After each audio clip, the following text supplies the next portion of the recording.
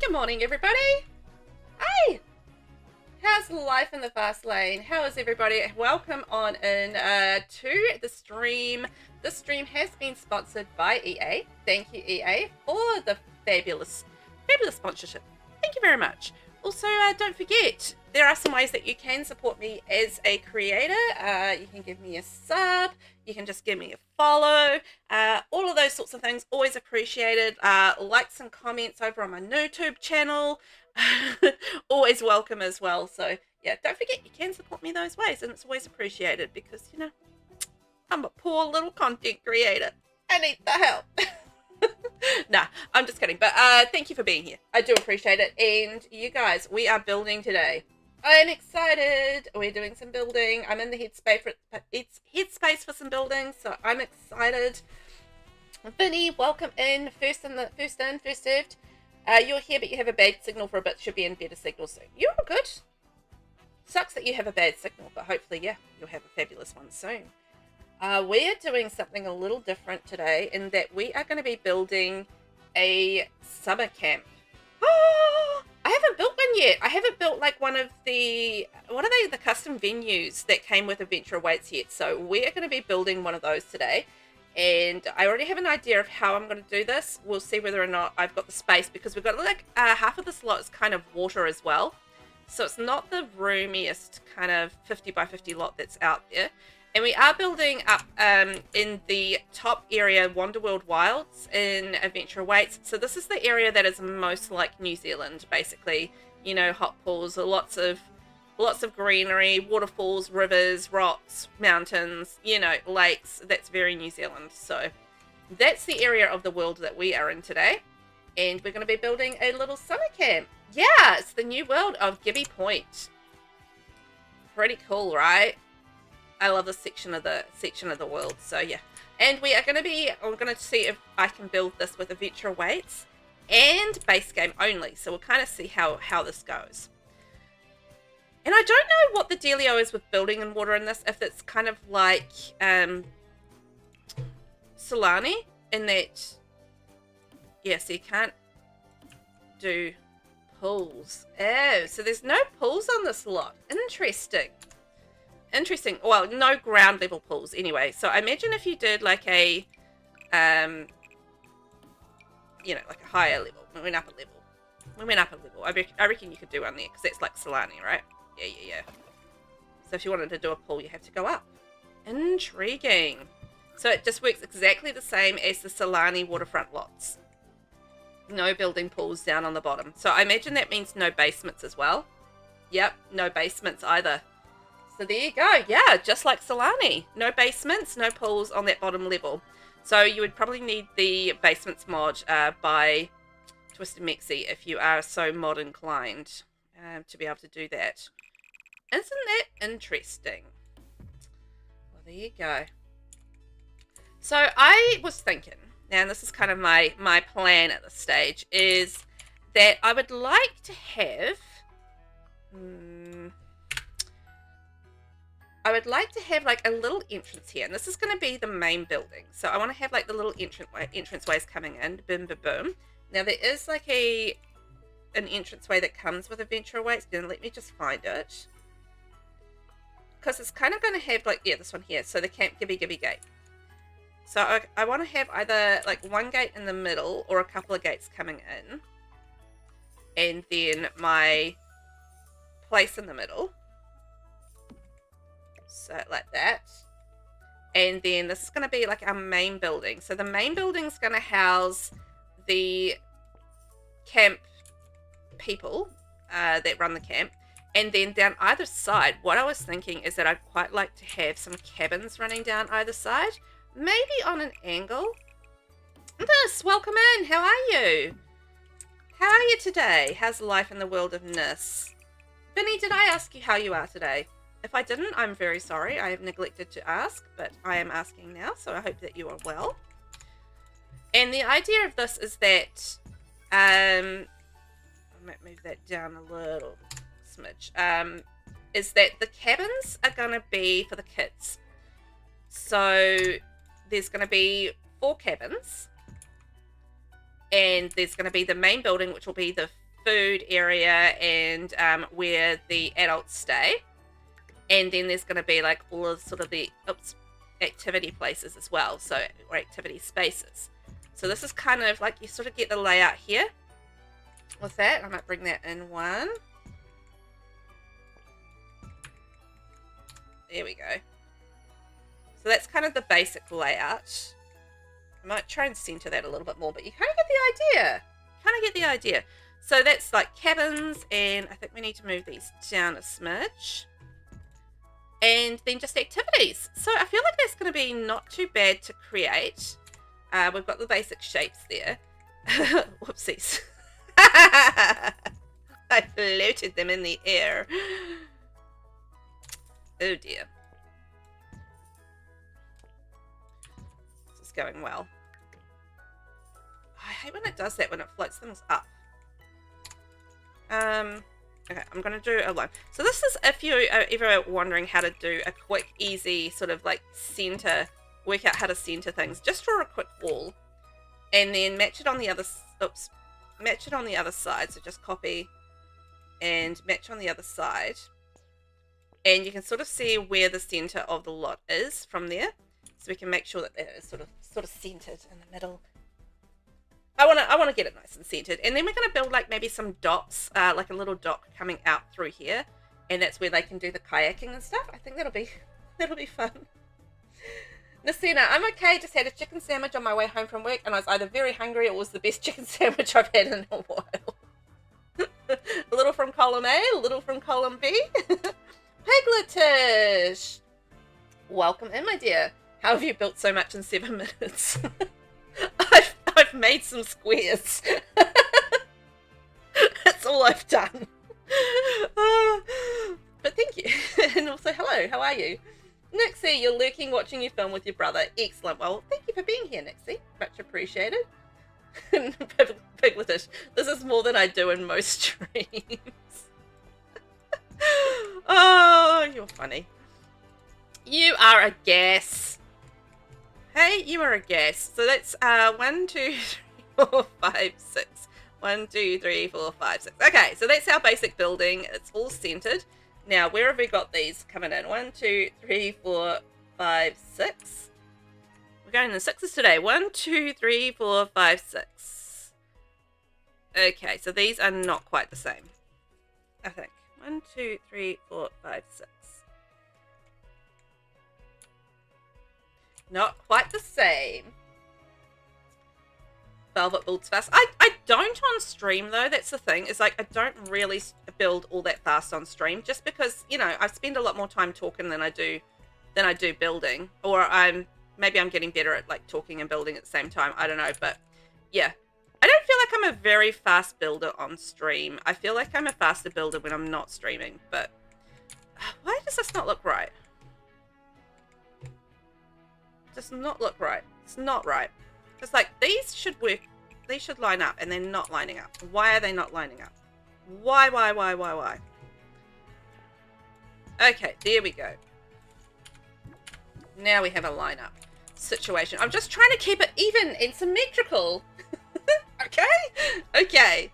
We're gonna keep it even, and yeah. So that's kind of like the basic format of our summer camp. So isn't that cool? I like this.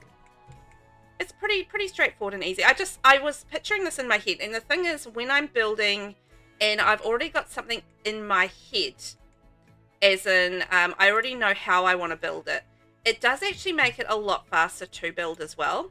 I don't always build where I know exactly what I want to build, but or how I want to build it. But in this instance, I've been thinking about how I wanted to lay this out, because I was supposed to build this yesterday, and because I had a bit of a disaster day yesterday, to put it mildly, I didn't, because I wasn't in a really good headspace for building. I feel like you need, you know, sometimes either building's really good for de-stressing, or you just you need to be in the right headspace for it. And yesterday I was not in the right headspace for it, because I started the day with the washing machine breaking down. Then I got a flat tire taking the kids to school, and then later in the day the toilet overflowed and flooded the bathroom. So that was my day yesterday. It was a day. And I wasn't even like in a bad place really at all. It was just lots of things happened and it was a day. That's essentially what it was. So, yeah, stuff happened. But on the bright side, it looks like hubby has managed to actually fix the washing machine. So we're not having to buy a new washing machine, because washing machines are not cheap, man. And I did ring around to see about getting our washing machine repaired. And you know what? All of the repair places said is that we can't repair that washing machine because we can't get parts for it. So we can't, repair it. And it was like, oh my gosh. So we're going to have to buy like a new washing machine. But then I was like to hubby, why don't you just go and have a week? Because he's not the most mechanically minded, but he does all right. He knows a little bit about plumbing stuff. And so he just like went down and checked the hoses and jiggled things around and make sure things were all like tightened up and that sort of thing. And can you believe it, he managed to actually get it working again. So it's had 2 loads where it hasn't like gotten an error message and just basically just beeped at me very rudely. So I was like, yes. Pigletish, it sounds like a day in The Sims. Actually, are you a sim? You know what? I genuinely felt like one yesterday. I felt like a sim that was watched over by me, because I'm basically the worst sim watcher in the world. I'm awful to my sims, and yeah, I feel like I was watching me and trying to direct me to live this life, and it was all going horribly wrong. It very much felt like it. I feel like today will be 100% better. I feel like it can't be worse. At this point, it couldn't have been worse than yesterday, right? That's my thought process on it. It's like, it couldn't have been worse than yesterday. unless there's a passing or something like that. But yes, I feel like, it can't be as bad as yesterday. So I should be good. It should be good for a good day. Plus, we're building today, and we've got some friends to hang out with, and yeah, we're just going to have a nice cruisy day. I've got a cat hanging around out in the house, aka Savio is asleep on a sheepskin. That is a cat that loves to sleep on a sheepskin. So you know what? I feel pretty good about today.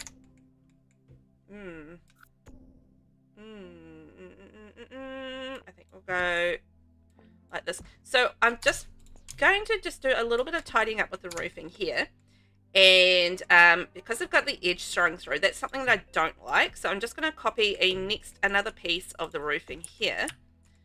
And we're just going to bring this out. And get it all lined up. And then what I'm going to do is I'm going to bring it in one. Yep, wrong one. Bring that in one. Where did it go? There we go. And I've got to bring it up so it sits at the same height. So I'm just going to bring that out a little bit more. Oh, it's not going to really work, is it? Okay. New plan. New plan. Bring that across. And I said, now, washing machine sucks. Ours had issues too, and it's basically new. Yesterday sucked all around. Yeah, a few people had like a sucky day yesterday. It was like the universe was like, nah. I don't think so. I don't think we're gonna have a day where you guys are gonna have a good day. Everything is gonna go wrong, and that's the end of it. That's what the universe did yesterday. It's like, no, I don't think so. We're gonna do something else here, and it's gonna be probably expensive, and you're not going to be able to afford it.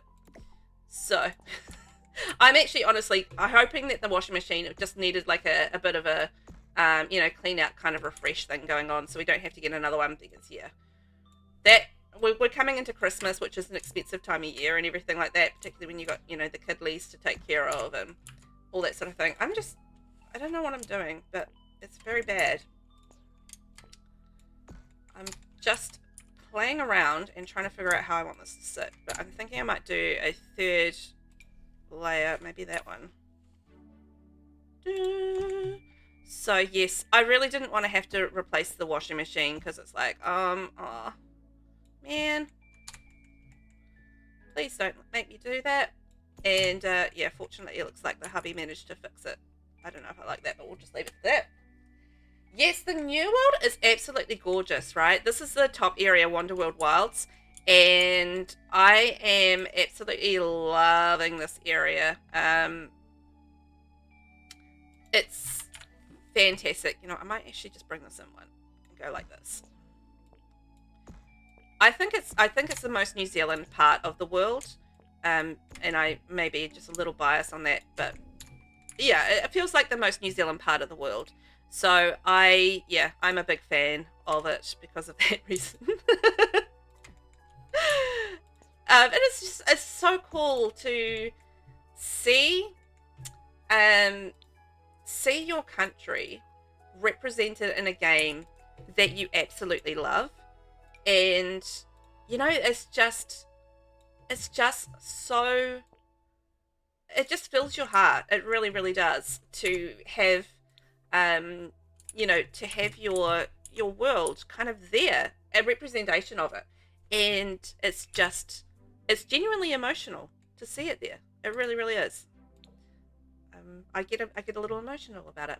So what I was doing then is I just did a walls down view, and I was just adding a room up here.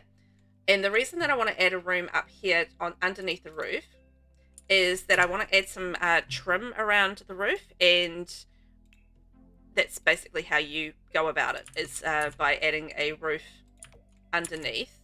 And then so to get the trim around the section of roof around the front, just the same thing again, in that we're going to go like this, and we're going to add, so this is basically creating a room up above, because how trim works is that it works on the room above, not the room below. So this is why you can't add trim to say a bottom area without a room being created. So yeah, that's why I'm doing that, if you are curious. So what we've done now is we've been able to add our trim to the bottom underneath this roof. And we'll just see about flattening it a little bit so it's not showing through. There we go. And 1, 2, 3. We'll match that all the way around. So that's our trim. Vinny, I'm so happy for you. You're part of the Creator Network now, and they've added a world that represents you, right? Yes, I know. It just kind of all happened at once as well. It's been such an interesting year for me as a creator, just because I've had a lot happen this year in terms of my creation journey. So in April, I finally got monetized on YouTube, which was a big deal because I've been working really hard towards that, and just getting there was such an emotional thing. It's just like, and it was just kind of weird because it was like, well, I've got there, so now what? Like, I've done it? What? And it was because I've sort of been pushing for so long to get there, and then all of a sudden I was there. It was just like, oh, so what now? What happens now? And so that sort of happened in April, and then a couple of months later I got accepted to the the EA Creator Network. Yeah, that would be about right, I think, as far as the timeline goes. So yeah, it's been quite a journey for me this year, and I'm fast approaching another big milestone on YouTube as well, which is getting close to 2,000 subscribers there. And it's been, it took me almost 2 years to get to 1,000 subscribers, and then it's just taken me, getting me close to 6 months to do the to get to 2,000, and it's just like, what? How is this kind of all happening and coming together? I think she might make this a little higher. So there we go. So it's just kind of been like quite an interesting journey. I'm not saying it's been easy all the way, because it certainly hasn't, and it's a lot of work. So if you are thinking about getting into the content creation journey, can I just say it's a lot of work. So please don't think it isn't. It is a lot of work, but you get a lot of joy out of it as well. And honestly, one of the best things for me is that I've met just all of these amazing people along the way, and I've actually created a community, and that's just such a lovely thing to have all these wonderful people around me that are supportive and kind and just genuinely great people. Not everybody's a winner out there. But I feel lucky that I've got a really great community that that I really do appreciate. So yeah, it's been a big thing. Ben, welcome in. How are you? How you doing today? How's life in Ben? Are we hunky dory? I'm just getting all emotional and sappy over here, so you might want to just contain yourself for a minute. We might get some emotions happening. I don't know. No, I'm just kidding. I am being emotional. I'm being nice. It's been a hard week so far. But I'm really appreciative of everyone that comes along to my streams, lurks, does all the things. It's really nice. And people that, come to my Discord and chat to me there and, hang out with me, and are just generally great people that are lovely.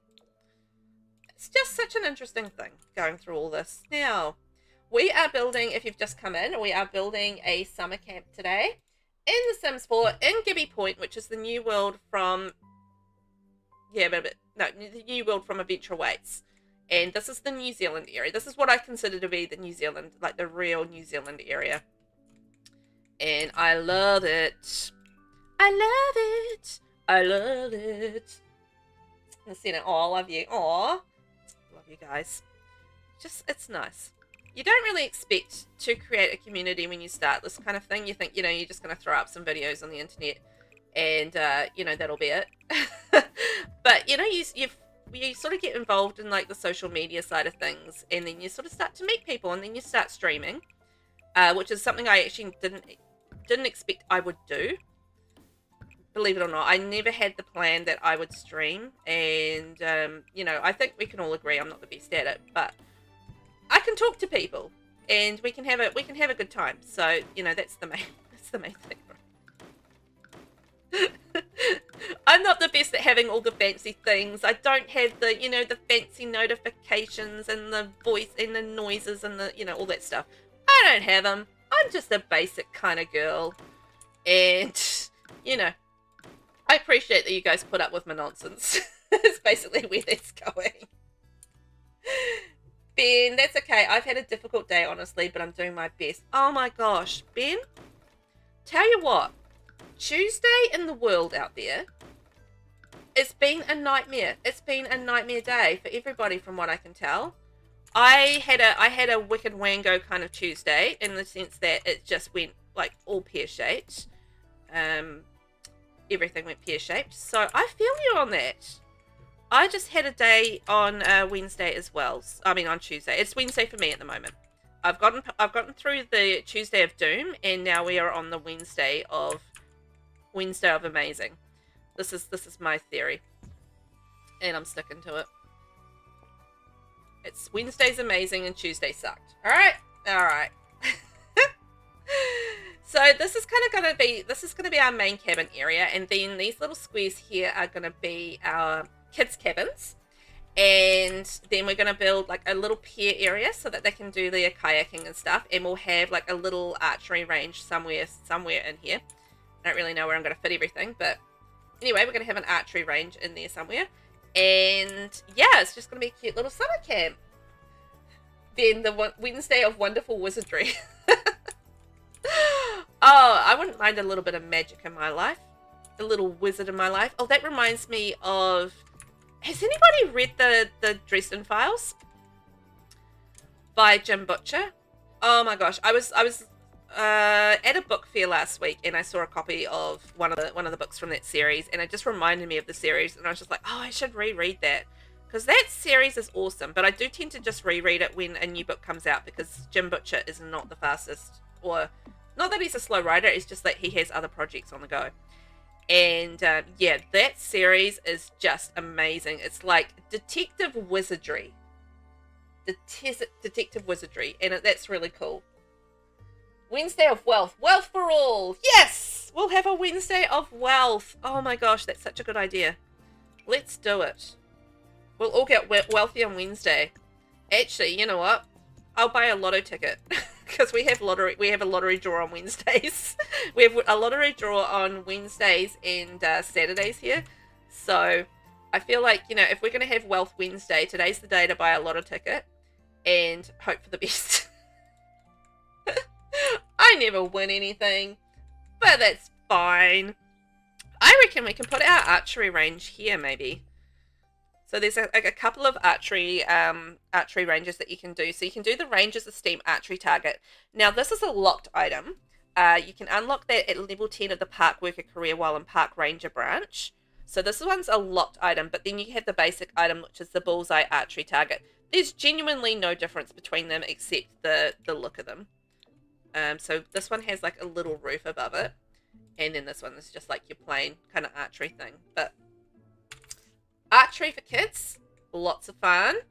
I was mucking around with it yesterday when I was playing the Very Veggie Challenge. So we did a little bit of archery. We came up to Gibby Point and played around in the Very Veggie Challenge. So had some fun with that. And then that can be our little archery section. The kids can go pew pew pew with their little arrows. I think they'll have fun with that. And yeah, we should all have lots of material and non-material wealth. Ben, you are right. Wealth isn't just about money. It's about, you know, you can have emotional wealth as well, can't you? Really?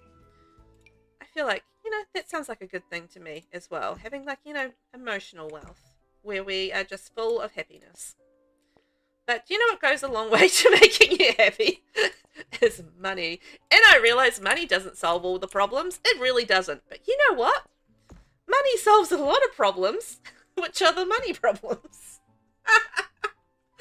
So, you know, there is that. It solves the money problems. Then, see, I'm a wise and distinguished gentleman. You sure are. You have the wisdom of a wizened wizard with a long beard and a sweet tooth. I don't know why you have a sweet tooth, but this is the story and I'm sticking to it. You have a sweet tooth and you were very wise. Lucina, it would solve about 98% of the problems, right? I agree. It would just make, yeah. But you know what? At the end of the no, I'm going to get started on the whole billionaire issue. I'm not going to get started on the whole billionaire issue. We know what the billionaire issue is. They shouldn't exist. We don't need billionaires. We genuinely don't. You just can't spend that much wealth in a lifetime. Why do you need to have it? Why? Just give some to me. This does not look right. Should that be like this way?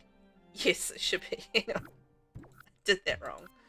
So these should go in. Okay, so these should be around this way, I think. Oh. Okay, I think I did that the wrong way. Like that. And then that should be like that. Yeah. That's the right way. 90% of mine. Oh yeah, I know exactly. That's exactly right. And it's like, if you know, you just have that little bit of extra cash. I mean, how far does that go? It goes a long way. I don't need to be a billionaire. I mean, I would be happy with millionaire. I don't need to be a greedy billionaire. I just think, you know, $1 million would be fine. And it would just make life so much easier. Ben, I do have a beard, so that fits. Right? This is the imagery where you have a beard and a sweet tooth and you're a wizard. So I feel like, you know, it all fits. It all makes sense to me. It all makes sense to me now. You're a wizard with a beard. I feel like that needs to be a darker brown, but I don't think that is a darker brown. There's black. Maybe we don't do the trim from there, or we just go lighter brown. I don't know, bro. We'll work it out. But you know, you can sort of see the summer camp vibes. I'm going to confuse my words, but that's fine. And then I was thinking that we can have our little pier coming out here, like our little docks. And we have like a main dock coming out here like this maybe, and then like another one maybe coming out this way. Go, and then swoop. swoop like that. Copy that. And we'll go swoop like that. No, not like that. Hang on.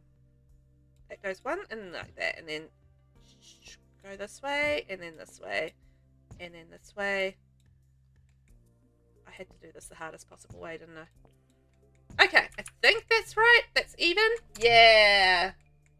Ben, I'm also starting to go grey, so I'm transforming into my wizard form.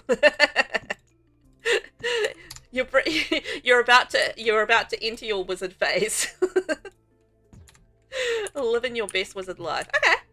That's not centered. Mariana, welcome in. How are you today, Mariana? Are you doing good? I am doing okay today. I'm having a much better Wednesday than I did a Tuesday. So I'm feeling super positive about Wednesday, that it can bring good things. Is it bringing good things to you? I'd love to know about it. But yeah, how are you today? I hope you're well. We are building a summer camp today. So I'm just working on my little pier. But yeah, a little summer camp. And it's going to be a cute little camp that you can turn into a custom venue in The Sims 4.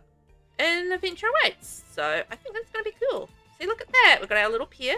And then we get our lovely wood flooring that we have. In the dark brown. And look at that. We can like now do our cute little kayaking from there. Yay!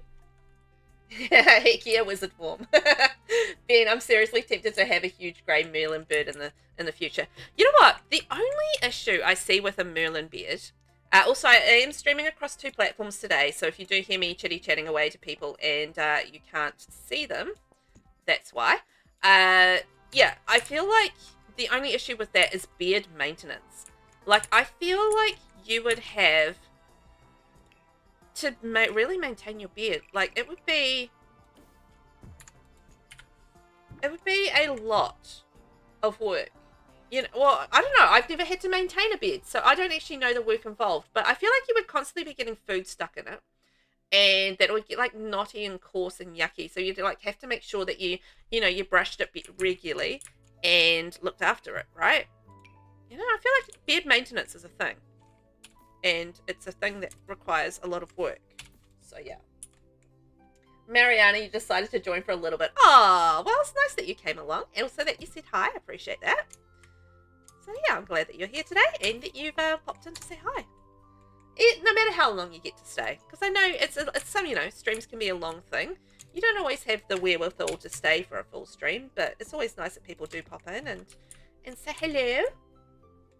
Oh, we're 33 minutes in already, and we've got to stretch and hydrate. Oh my gosh.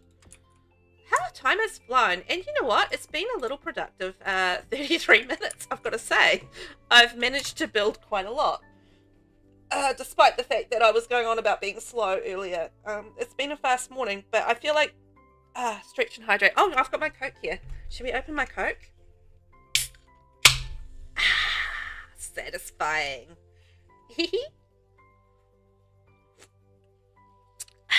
Save. Camp Gibby Gibby. There we go. Yeah, so I've got to think about things that we are going to have in this camp. Now, I do want to make it just Adventure Awaits and base game only, so I'm not going to have like any other activities available to me at this point. But yeah, we'll have to think of some stuff that we want to do. Now, we've got our archery, and we know we're going to need our kayaking. And I feel like this is not centered though. What have I done here? Put on our grid. Let's put on our grid. If all else fails, let's put on our grid. So 3, 3, so that goes that way. So that's going to be our entrance, and it's going to kind of go in like this. Let's draw our paths. So we're going to have a path going in here. Boom! And the kids are going to go, yay! And come streaming in the gates like, yay! And they're going to be so hyped up. And they're going to be like, yes, we got to get in here. And then we're going to have our paths coming in. This is just my imagination on how the kids are going to join summer camp. I have never been to a summer camp. We don't really have them here in New Zealand. Not that we don't go camping in the summer, we just don't have the institution of summer camps, really, as a thing here. So, yeah, has anybody actually ever been to a summer camp? I feel like it's quite an American thing, the whole sending your kid away for, like, you know, the whole summer. But I don't know, is there any other countries out there that really do the summer camp thing? And, like, the American friends out there, have you been to a summer camp? Out of curiosity, is this something that you have done in your life? Or is it just like a thing that other people do? I don't know. I mean, we used to go camping during the summer. My dad was a big on camping, so we'd always go away camping during the summer months, or not for the whole months, but, you know, for a couple of weeks during summer. So, you know, that's something that I did experience, that whole, you know, going away for camping and doing the camping thing, and we'd like be in tents, and then like it would rain and we'd have to move in the middle of the night, and then it would be like flooding everywhere, and we'd be driving over, you know, almost flooded out bridges, you know, things like that would happen. Because, you know, it's my life and I'm a sim. So, yeah, so we used to go camping all the time. So I did spend a lot of time camping. I'm not a camper as an adult. I'm not one for going out camping and stuff. I prefer the comforts of 4 walls and a shower and technology. That's just me nowadays, but I did experience it quite a lot. Nasina, nope, not anyone I know. Interesting. Vinny, you did a week-long summer camp twice. It was church camp, and you've been camping in a literal tent once. Oh my gosh. Really? Wow. That's cool though. How was summer camp? Like, what sort of things did you do on a summer camp? Like, yeah, I'm curious to know. Like, what was the sort of summer camp vibe? How did that sort of all work? How did it all come together?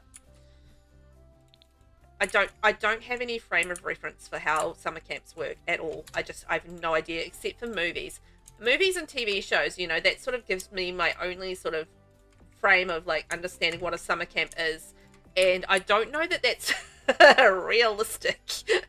You know, it's like, is that realistic? It feels like, you know, you're just sneaking away during the night, and there's, I don't know, hijinks going on. But yeah, I used to spend a lot of time in tents as a kid. I still this is an example of my childhood. But yeah, I still remember when we were camping one time, and we were out, and you know, had all the tents and everything set up, and we had the dogs with us, and you know, we're all sort of set up ready to go. And my younger brother, he was playing with a machete, and my dad goes, "Hey, don't chop your toe off with that." Next minute, ah! And my brother had chopped through a good chunk of his little toe.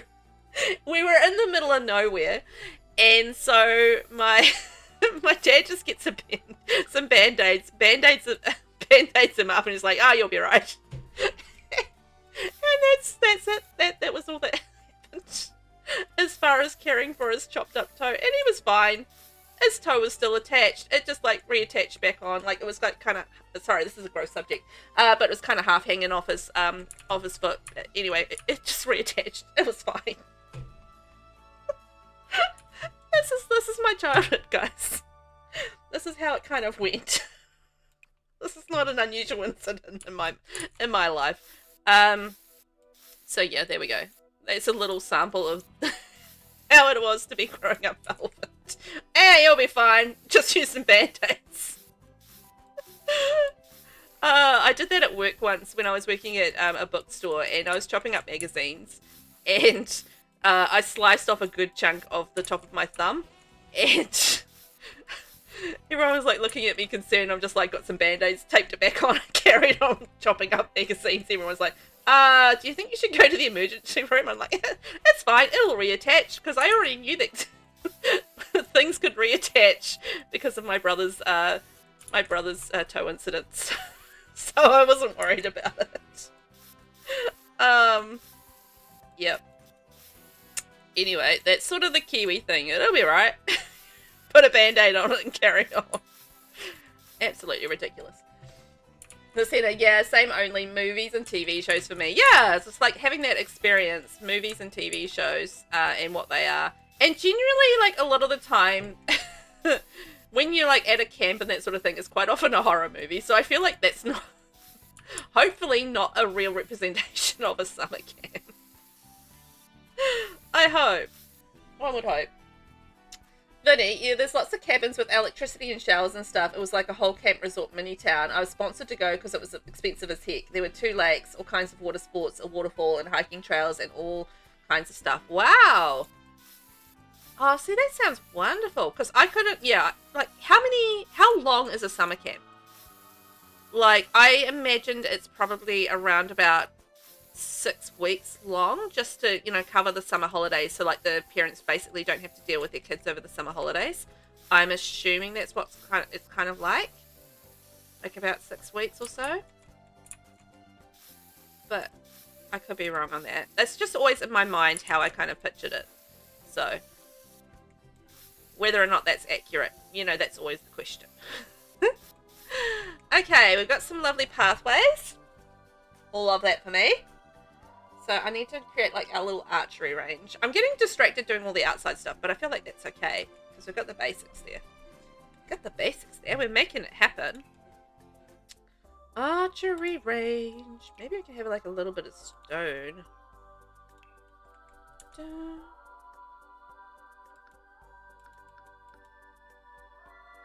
Can you not put flooring down on this? Oh my gosh. So it's just like a Solani lot. I can't put flooring down. Oh. Huh. Alright. So there you go. So it's only terrain paint on this lot. Interesting. We've been discovering a little bit about this lot. So this particular lot here, which is Camp Gibby Gibby, this actually works and functions exactly like a Solani lot. So there's no basements, there's no pools, and there is no tiles on the actual lot itself. So here we go. If you are wanting to build on this lot, it does have some restrictions on it in terms of building. So just exactly, it works exactly like a Solani lot. So that is fascinating. Fascinating. I'm wondering, what would we have like in a little archery zone? I kind of wanted to do like a different sort of area. I don't know. Do I want to do like maybe a dirt zone? Oh, it's too big. Having it just dirt? Or do I want to do like maybe... I don't know. I just wanted to have it separate, you know, separate it off a little bit from the path.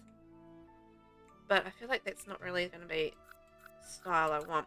But it does, like, you know, the green does work really nicely as well. So maybe I have like a really vibrant green kind of section. Oh, no. That looks like it's too dark. Nope. I don't think, like, normally I would use the one from Eco Lifestyle would generally be the one that I would use, like the grass that I would use in this area, but no, because I'm not using Eco Lifestyle pack. So maybe I could just rethink the paving thing going on here and go a little squarer down here, and then that would sort of be the way that I would define that section.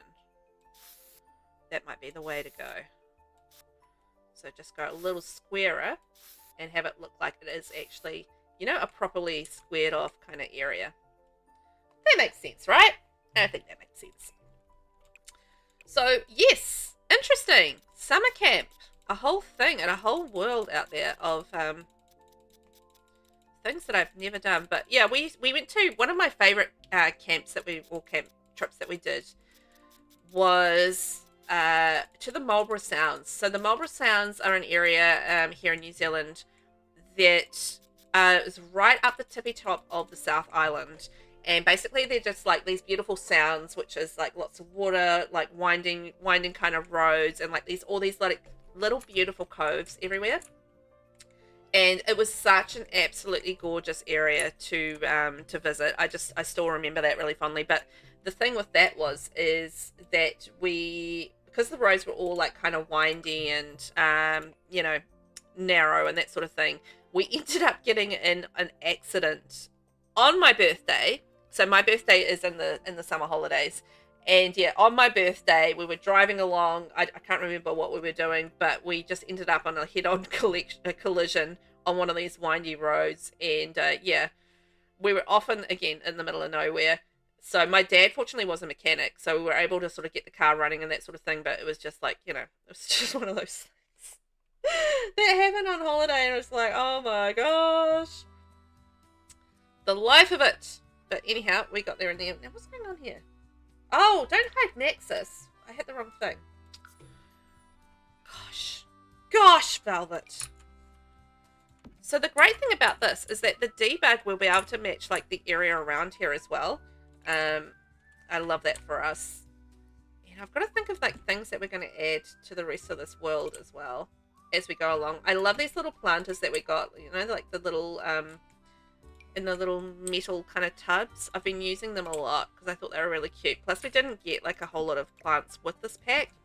I would have loved more plants. And again, you know, all of the actual plants in the world are debug rather than actually being, you know, available in the general menu. So you are going to need those debug cheats to be able to access all of the stuff, which is fan-diddly-tastic. It just drives me bananas that they do that. I don't know why they do it, and I don't understand, because their assets are there anyway. Why not just make them accessible for everybody? But no, it's not the way the world works. So no, we're not going to do it that way. Oh, can we put like a big Pahudakawa tree in here? I feel like this is maybe not the space for it, but maybe over here we can have the Pahudakawa cabins, and then we can have like the palm cabins or something, or the cabbage tree cabins. Cabbage tree cabins and the Pahudakawa cabins, if we can get this to work right. Whoa, that's a giant Pahudakawa tree. Way too giant. Okay, let's see if we can get one that isn't dropping down onto the roofs. Oh, maybe this one. This way. So what do you reckon? The Pahudakawa cabins and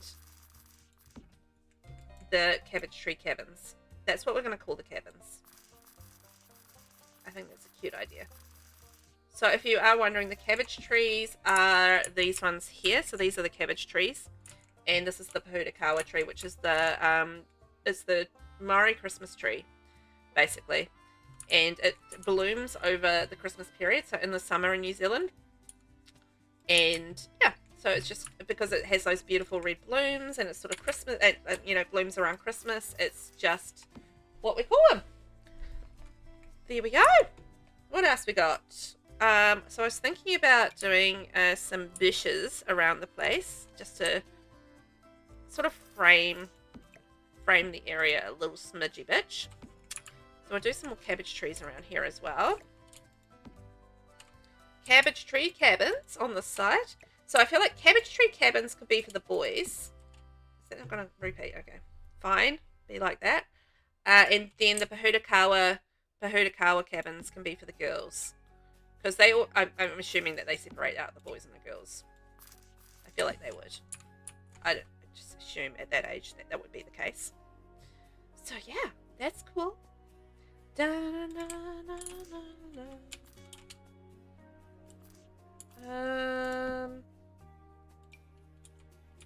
So I gotta think. Oh, you know what we actually need is some picnic tables as well, so that we can do like a little that way and then another one that way. Picnic tables so we can do the paper crafts. Have you guys, for those that have Adventure Awaits, have you guys had much chance to do a little bit of anything with the paper crafting and like the paper mache, origami, that sort of thing? I've had a little bit of a play around with it. We were playing around with it last time because we're doing a park ranger playthrough here on stream, and we'll be doing that on Friday actually, now that we're talking about that. So yeah, we'll be doing the park ranger playthrough, and we're going to do the park ranger career and try and do all the aspirations and skills and stuff. And yeah, we did a little bit of the paper mache last time around, and it was a lot of fun. You can actually make a little bit of money from it, but you're not really going to make heaps of money from it. But it's nice that you can kind of make like a little bit of cash from it. So you can sit there on the picnic tables and make, like, you know, some cute little things. It's already, you know, really cute for, like, making decorations for your house and that sort of thing as well. So, nice. I like it. I like it a lot. Okay, back to round. And we'll have, like, a little path running through here.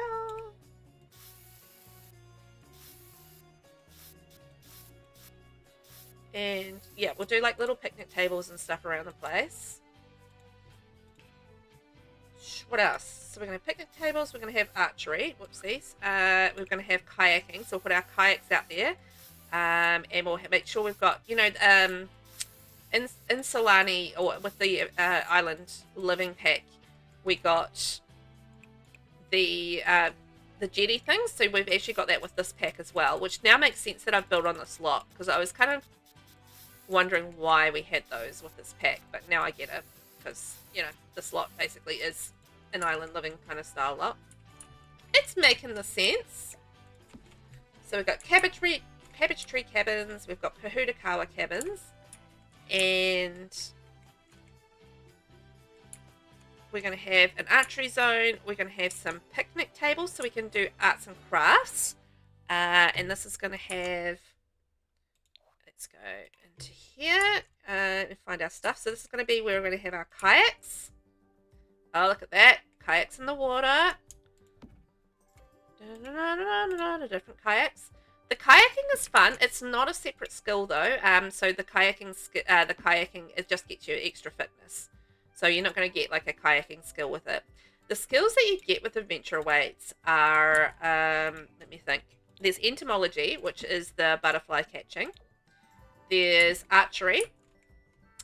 There's paper crafting.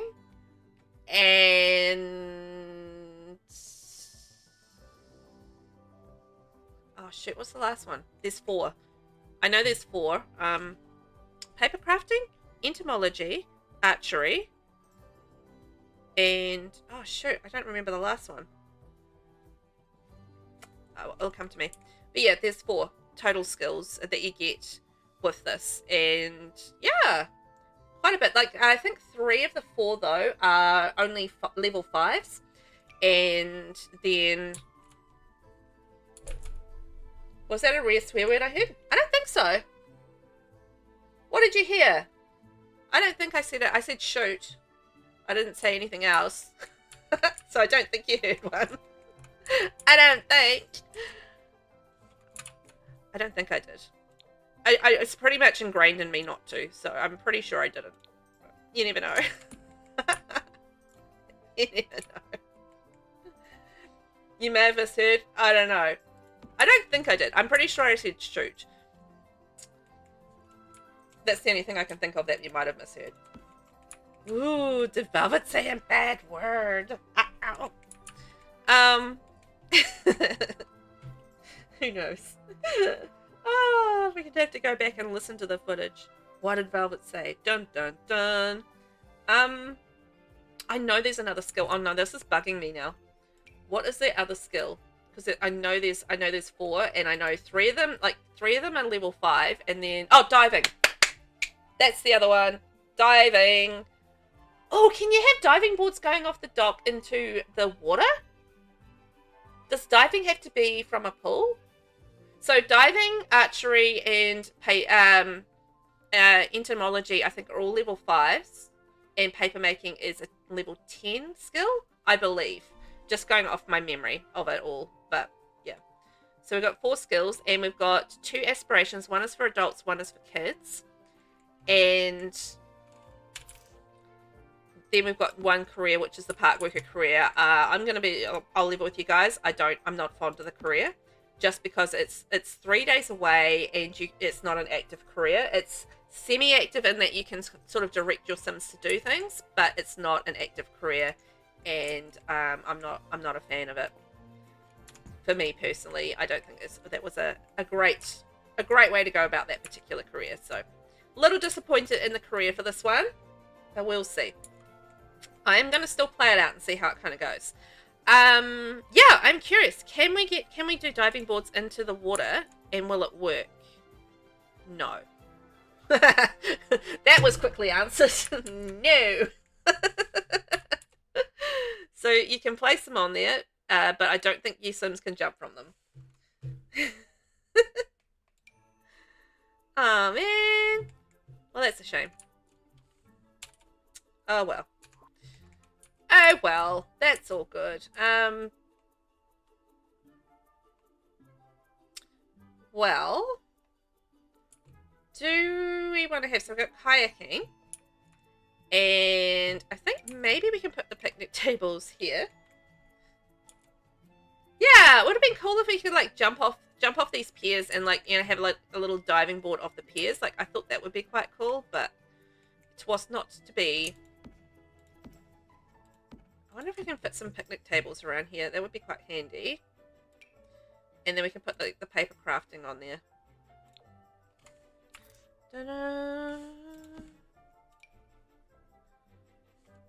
Because, you know, I feel like we're going to need a few picnic tables around the place, but maybe it's a little squashy. Maybe I don't have this like center middle bit. And we have like a little picnic table area. No. That might work a little bit.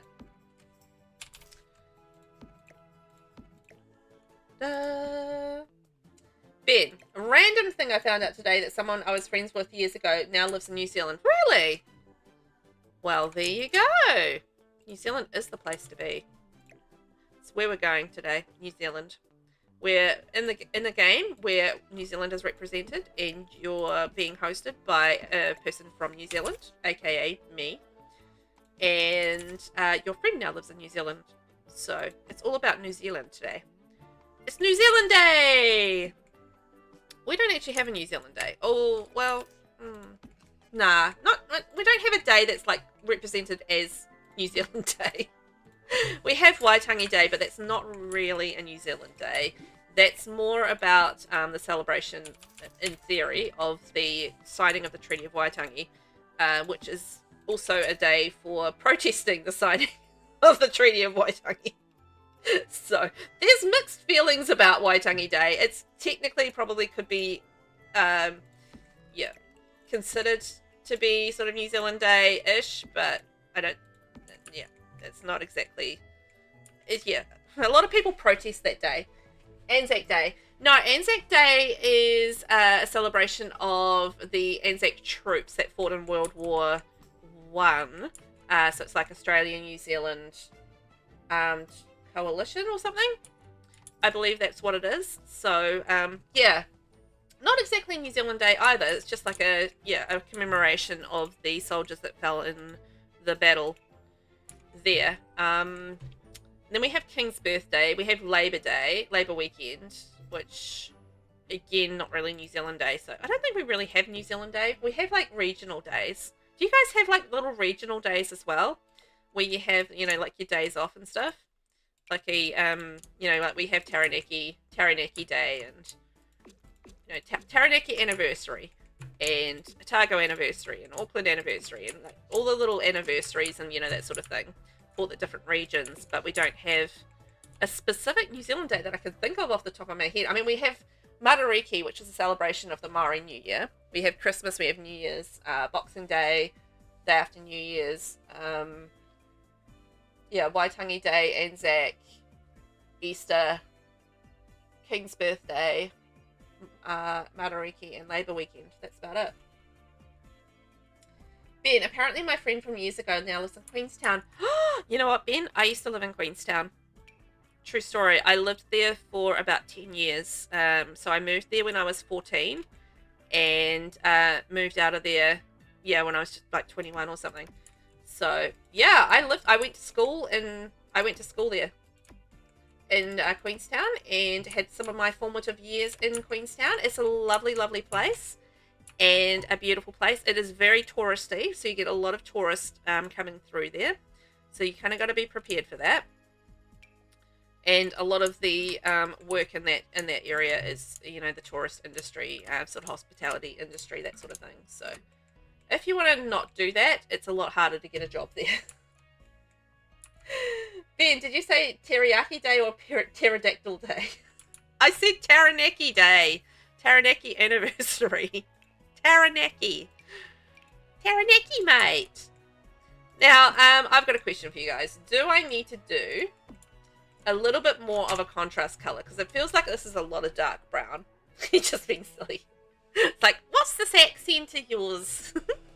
Can't understand it. Speak properly. I feel like this is a lot of dark brown, and I might need to mix this up a little bit. Yeah, I'm gonna go lighter brown on the outside of the buildings. That mixes it up a little bit. That's better. We'll do some dark brown trim and lighter wood on the outside of the cabins. There we go. Can't understand your accent, mate. What's up with that? Why do you talk like that? You talk funny. As you do. Oh, look at our little summer camp. Aw, it's coming together. So we're going to have our paper crafts here. Let's type in the word paper. And we can have some paper crafts. Paper crafts, paper crafts. So they can have like food and paper crafting out here. So that's cool. We'll do all the different colours. And that one. Well, almost all the different colours. 1 hour in, save and hydrate. Oh, you know what? I'm going to save this way. I like to save my lot to the library before I save my game, because more often than not, going up to here and going like save or save as, this is where your freezes happen. So I always like to save here before I save here, because it saves me a lot. Because if I get a freeze here and then I need to exit out of the game, at least I know that I've got this saved to the library and I can just go back and replace it. Replace a lot, but yeah. Oh, hydrate. There we go. Nice stretch. Ben, I don't know exactly what the friend does, but I do know that they worked in hospitality before, so that makes sense. Oh, yeah. So if you're going to work, if you're going to work in hospitality, then Rotorua, Queenstown, probably Auckland, maybe a little bit of Wellington as well, are all sort of like really good spots to kind of do that. Just because, there is a lot of tourism in those areas. So it makes sense, right? Makes sense, mate. I'm just wondering, actually. Would it... Oh, you can do the hot tubs up on the second level. Oh, look at that! Like this little sunken hot tubs, and you can sort of see them going through underneath. I was curious about this not so long ago. I was like, can you do the hot tubs up on the second level? And look at that, you can, but they sit down as a kind of thing. I was thinking like, a hot tub for the camp counselors and stuff would be quite fun. I'm just trying to look for activities and see what else we can add in here. We've got weights, so we could have like a little weight area, but I'm thinking that would be an interior thing. And we're going to have like a little cafeteria style dining hall thing. We can have like a little playground, so maybe a couple of little playgrounds. I'm not going to do anything big because we don't have that much space for them and they're quite large. Or we could just have like a little swing set and a slide and stuff, rather than maybe the larger set, because I don't think we really have the space. This is cool. Oh, thanks, Vinny. Appreciate that. I'm having fun with it. I've wanted to build like a camp for a while. It was just the right moment, I had to get like some residentials out of my system, and kind of got there now. I've done a few residentials with this pack, and I feel like, yeah, it's time for building some other things. Kiwi, and I might put another little picnic table in here as well. Picnic tables, you can sit there, picnic, outdoorsy things. So we've got like a little, oopsie, playground area. Just trying to make it sure it's not floating. I don't know which way I want this to go around. Maybe that way. Ben, you just looked up Queenstown out of interest and it looks lovely. Oh, I tell you what, there's a reason that Queenstown is the tourism capital of New Zealand. because it is absolutely stunning. If you don't know anything about Queenstown, basically Queenstown is a town that surrounds the lake of Lake Wakatipu. And Lake Wakatipu is very deep, very cold, and it actually has like a whole lore behind it as well, for the reason because it actually has waves for a lake, which is quite interesting. But yeah, it's very deep and very cold, and it has, it's rather large as well. And so we've got like kind of the lake, and then around the lake are mountains. So we've got like the remarkable range of mountains and Coronet Peak, and on those mountains you can actually ski. So during winter, it's a very big skiing area, and you can go up to Coronet Peak. You can actually drive up there on a nice tarmac road and everything like that. I don't know if they've tarmacked the one up to the remarkable ski field. It didn't used to be, but it's been a long time since I've been up there. And anyway, so like the Coronet Peak one is actually much lower down than Remarkables. So it's a lot more of a sort of inaccessible ski field.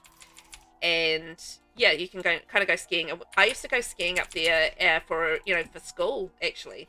So we'd go up there and we'd have half a day up on the ski field and go skiing up on the mountain up Coronet Peak. And then yeah, you have the Remarkable ski field, which is a little bit more of a longer drive to get up. It's a lot higher, and yeah, absolutely spectacular drive up there. But scary as like the road, it's you driving up a mountain. It's very windy, very narrow, scary as. One of the scariest roads actually in that area is the one down to Skipper's Canyon. So there's like this canyon that you can go to, and you can do sort of like gold mining, and I think horse riding, and I think jet boating as well and stuff in there. But the road itself is really hairy. Like it's a gravel road, and it's like very windy, and you can like be driving along the road and you just be looking straight down a cliff, and it's just like, oh my gosh, so scary. But absolutely amazing down there. I've sort of been camped down there I think once, and yeah, hairy as road. Like don't love the road, but absolutely amazing when you get there. Like this beautiful place, Skipper's Canyon, and the road for Skipper's Canyon is actually off the same road as the one that you go up to get to Coronet Peak, which is how I got on that subject. So yeah, so you've got like this beautiful giant lake and like these beautiful mountains all around it, so it's sort of ski fields and that sort of thing, and it is a stunning area in New Zealand. It really truly is. Absolutely beautiful place to live, and there's a reason it's the tourist capital of New Zealand, just because it's just simply stunning to look at. Do you guys want to see it? I'll show you. Let me bring up a pictures. So this is where I spent a long, a few years of my life, a decade of my life. What are you doing? God. Queenstown, New Zealand.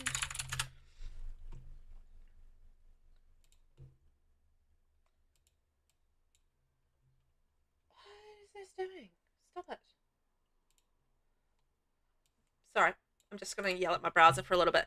So this is basically Queenstown here. Oh, that's the worst picture possible. Where are we? Just give me a big picture of it, please. Queenstown, New Zealand's most popular destination. There we are.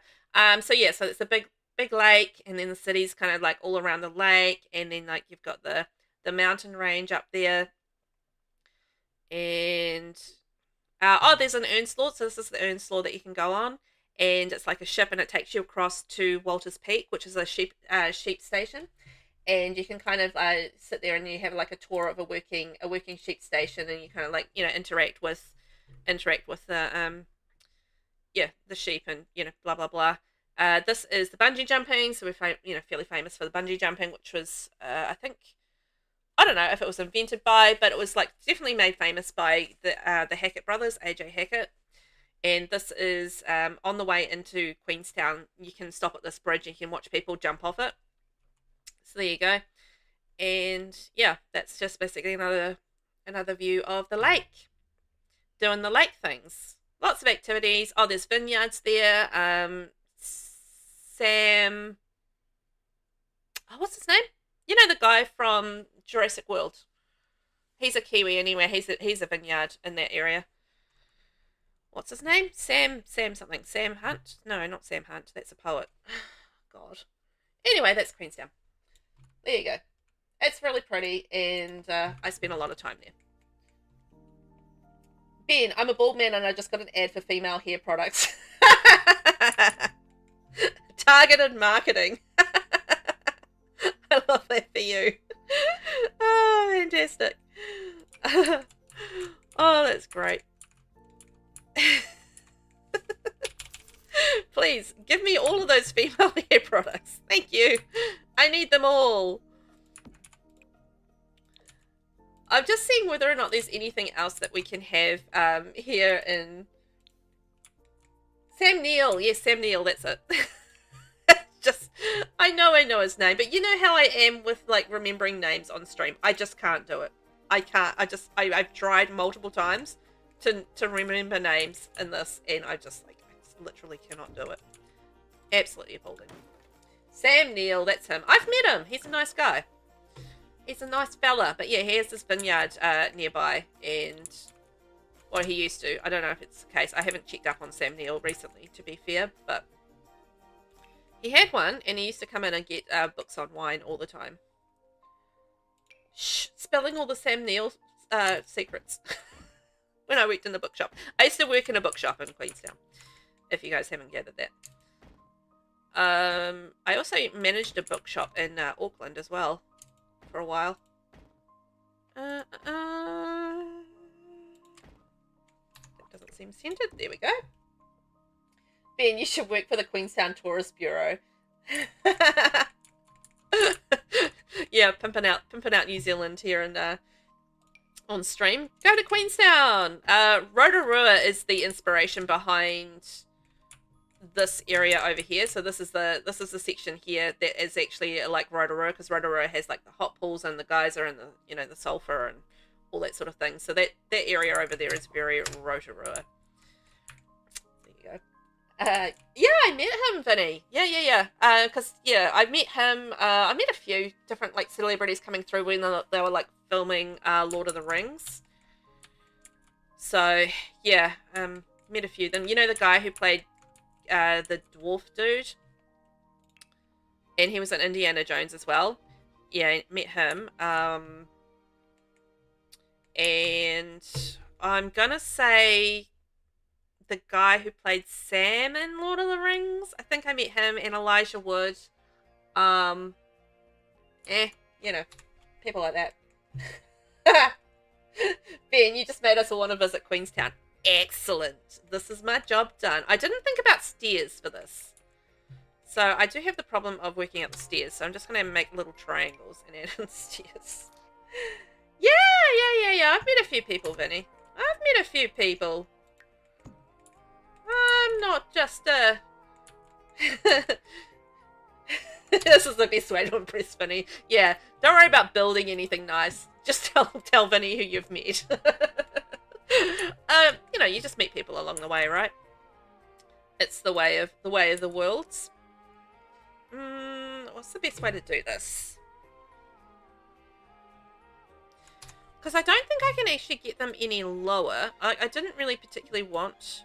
Yeah, so you've got to have like these elevated. So it's quite an interesting little challenge that we have on this particular lot, just because, you need to have access to the lot via stairs. And because I've put things on a diagonal, I've just made it extraordinarily difficult for myself. But that's okay. So when you are dealing with triangles, when you are dealing with stairs on a diagonal, having a little triangle like I've done here will actually resolve the issue, because that will then put you on the right angle to be able to do stairs like so, and have them connect up. Ben, you've met quite a few wrestlers, as I'm sure your husband has. Yes. Yeah, he has as well. We used to, IPW, which is the wrestling company he used to work for, they used to work the Armageddons. So Armageddons are basically like your Comic Cons kind of thing, where you'd have like the comic, all the people that would come to like the San Diego Comic Con or anything like that. That we'd have like people like that go, and there would be wrestling at that event. So they'd put on like a few shows a day, and they would actually get wrestlers coming to that as well. So, like Jake the Snake, Ted DiBiase, the $1 Million Man, AJ Styles. I'm going to say maybe AJ Styles, because I know AJ Styles, my husband definitely met him, but I can't remember if he was there for an Armageddon for another reason. Rob Van Dam. Quite a few different of the, like, the older wrestlers that aren't really doing much anymore. They get, roped into doing like the little Comic Cons and, that sort of thing. So yeah, Armageddon is like the New Zealand version of that. And I think they do them maybe in Australia as well now. Not sure. But yeah, anyway, met a few wrestlers. Met a few in his time. Vinny, you love Lord of the Rings. Ah, well, I mean, it was it was actually filmed in New Zealand around the Queenstown area and in New Zealand when I was living in Queenstown. So yeah, they were actually actively filming there when I was living in Queenstown. So you kind of see them around the place all the time. And my mum lived out in Arrowtown. Well, mum and dad alive then? I think so. Yeah, mum and dad lived out in Arrowtown, and they filmed like one of the scenes out in Arrowtown one time, and like you could I sort of went for a walk along the park where they'd been filming, and you could sort of see like the marks from where all the horses have been galloping around and that sort of thing. So, and yeah, like you'd go for a walk, and it would be along the path where they were riding the horses at some point in some scene or other. So you can kind of go like different places or different areas around, or different little walks and that sort of thing where they were filming stuff around the place. All over the place when it comes to that area. And there's like a place called Calvin Heights, and there was actually quite a few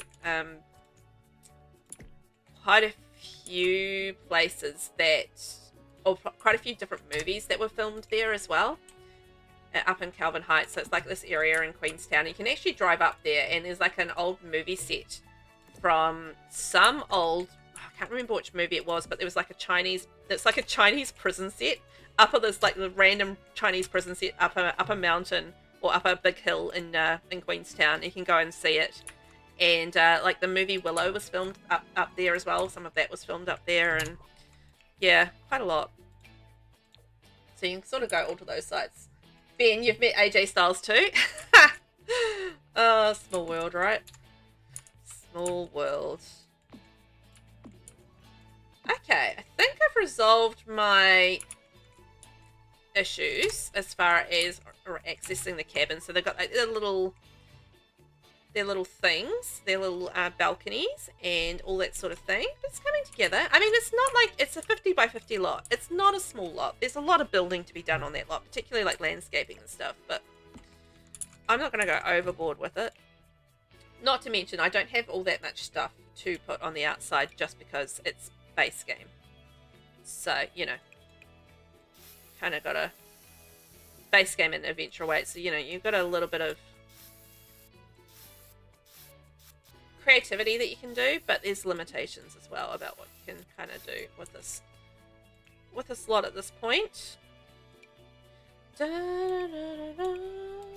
hey, we're making progress. Oops, that's the wrong one. Like we're done all right. It's gonna be cute. And then like, in the cabins we'll have like the cute little kids toys and all that sort of thing. So I like it. I think it's coming together. Oh, somebody got banned. Naughty.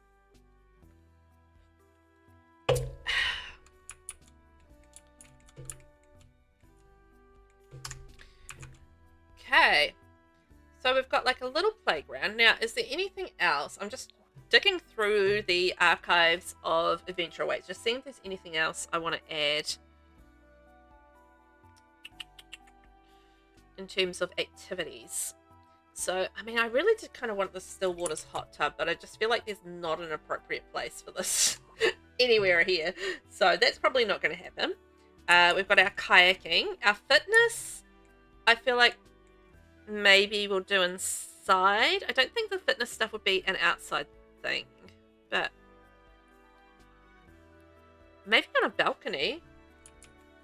Maybe this can be like, oh, that's going to be like the personal area. Oh, actually, you know what? Yes.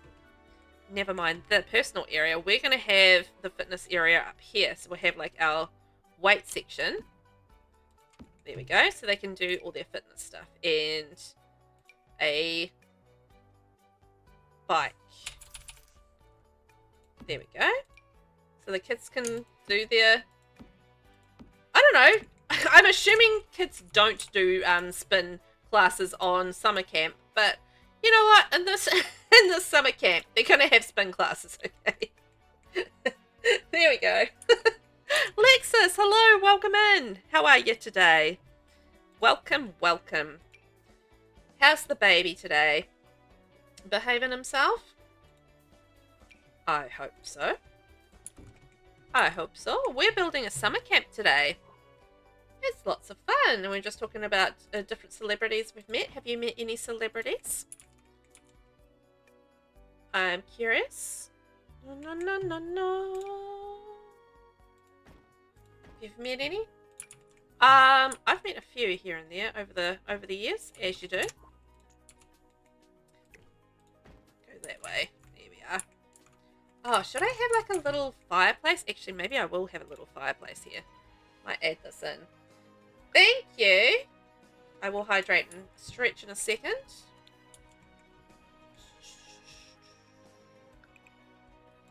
Okay, we'll go that size. I'll just get my chimney in and I'll hydrate and stretch. Want my chimney in there first. Base game. You've been sick. Oh no. Well, that's no good. I hope you're starting to feel a bit better now. Is it just been the flu, or hopefully nothing too major? I hope. There we go. Cute little chimney. Okay, hydrate, stretch. I will save while I'm at it as well. Oh, thank you very much. Oh, look at those pretty clouds. Those are cute. And no glasses. Oh my gosh. Well, as soon as I get a timer on, I'm going to be taking my glasses off. So we've had a redeem for no glasses, which means I have to try and build for 5 minutes with no glasses. So that's a lot of fun. I won't be able to see what I'm doing. I won't be able to see anything. Oh my gosh.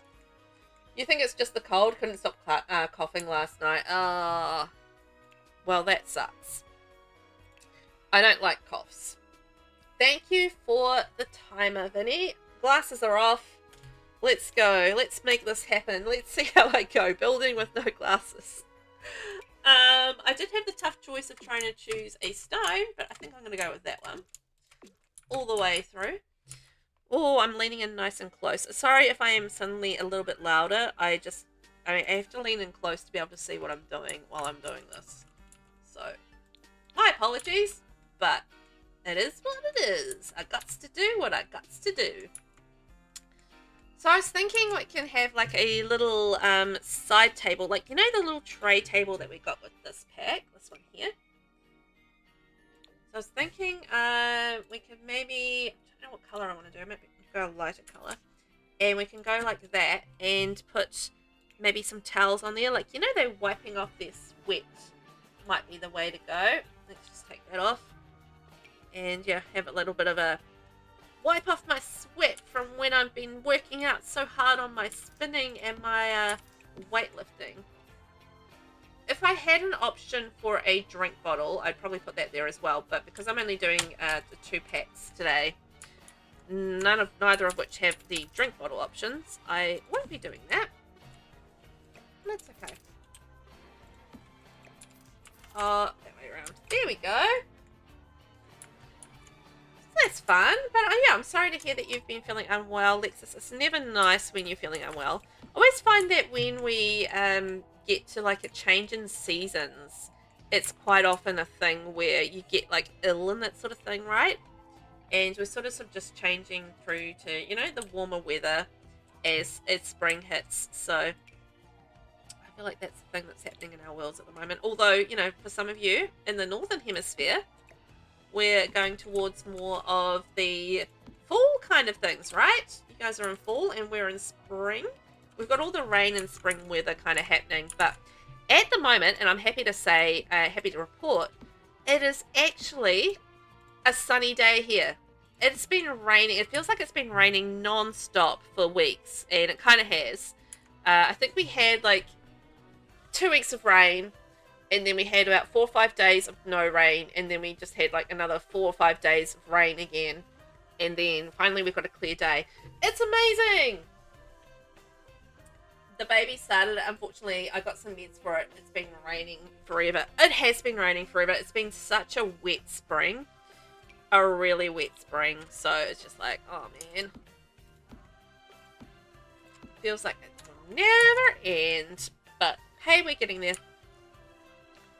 Hopefully, oh, you know what? I need some lights. I need some lights. Yeah, hopefully it is sort of, the weather's starting to settle down a little bit, because, you know, it's just sort of that change of season, and it starts to get, tell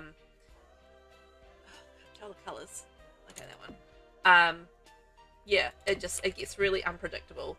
You know, 1 minute it's going to be raining, the next minute it's going to be sunny, you know, it just gets a little bit like that. It's like 4 seasons in one day. Thank you, Crowded House. That Crowded House, if you don't know, are a pretty famous New Zealand band, and they came up with the song 4 Seasons in One Day. I think I got the tune of that completely wrong. But, you know, 4 seasons in one day, and it's a whole thing where they sing about there's 4 seasons in one day, and it's a very much iconic, you know, sort of New Zealand thing to talk about the fact that we have 4 seasons in one day sometimes. Because, you know, we're very aware that our weather can be a little bit all over the place.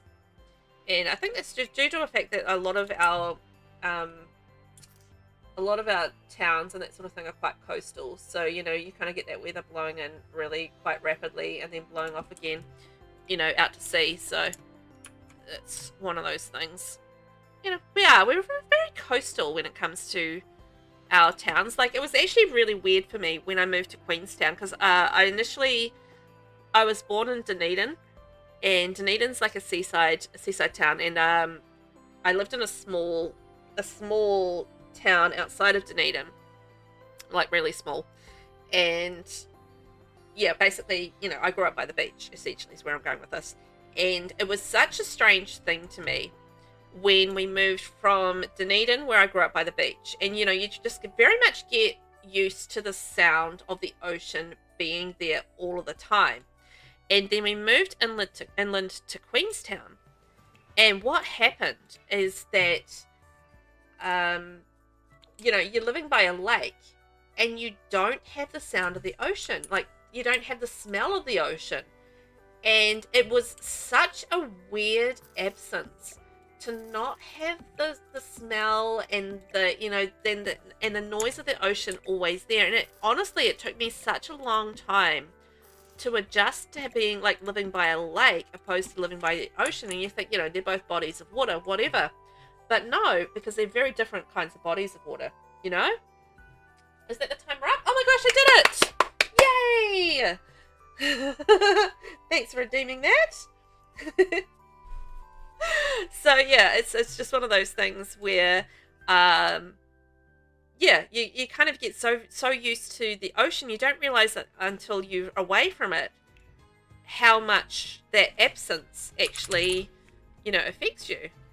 So it took me a long time to really get used to not having the ocean there when we moved. Quite interesting.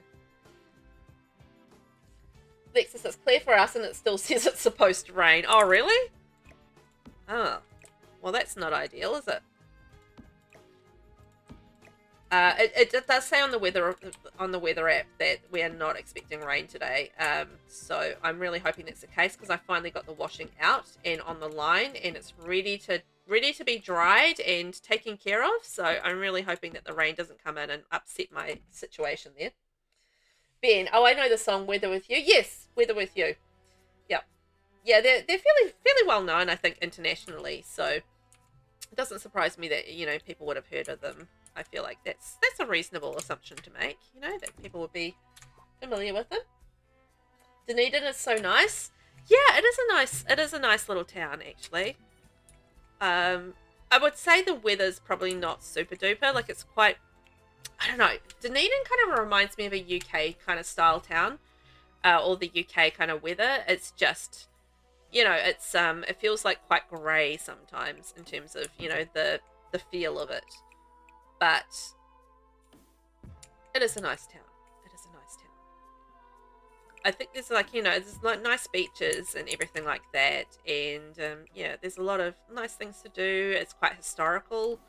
It's got a good history to it and stuff. So yeah, I think it's a nice place. Okay, so this is going to be where our camp instructors kind of sleep and that sort of thing. So there's going to be 3 bedrooms plus a bathroom.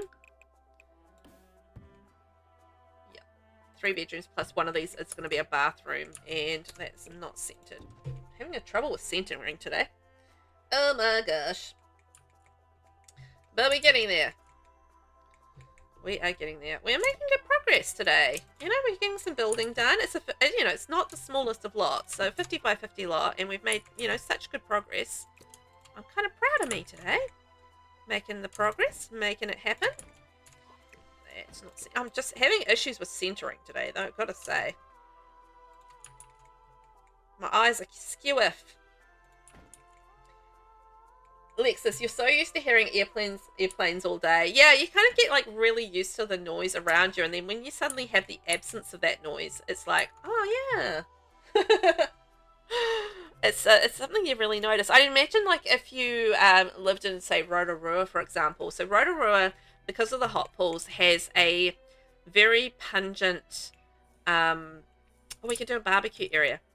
Oh no, fire pit area. That's what I'm gonna do. It has a very pungent sulfur smell. So, you know, I imagine, like, if you were a local that lives in, say, Rotorua, you know, you'd be so used to that smell that when you left Rotorua, you'd be like, you know, you'd have such a sense of something missing. You know, be like, oh yeah, what's missing? And it's just like that, you know, that smell, you know, the absence of. It's quite interesting. Quite interesting. Thinking about those sorts of things. You did the babies washing on Saturday, and we went when they were doing the lanterns in the middle of the town. Oh, what was the lanterns? What were you doing there? Was there some sort of lantern release thing going on, or was it something else?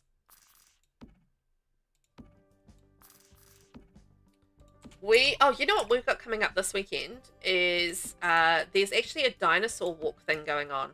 So it's like we went to it a few years ago now, but yeah, they have like this thing where they have like animatronic kind of dinosaurs and people like in dinosaur costumes and stuff running around, and they do like a show with the dinosaurs, and then there's like when we went last time, this is what happened, and there was like walks and stuff, so you can like walk through the bush, and they have like the sort of the animatronic dinosaurs set up, and they're like they roar at you as you go past and that sort of thing. So the kids are really excited about that. So we weren't sure whether or not we're going to be able to manage it, because, you know, if the washing machine broke down, it was going to be, you know, obviously an expense we couldn't afford, but I think we should be able to swing it for the kids. And yeah, and both the boys love dinosaurs, so they're like really excited about going and you know, going on different little dinosaur activities and going on the walk and watching the show and, you know, that sort of thing. So yeah, it should be quite interesting.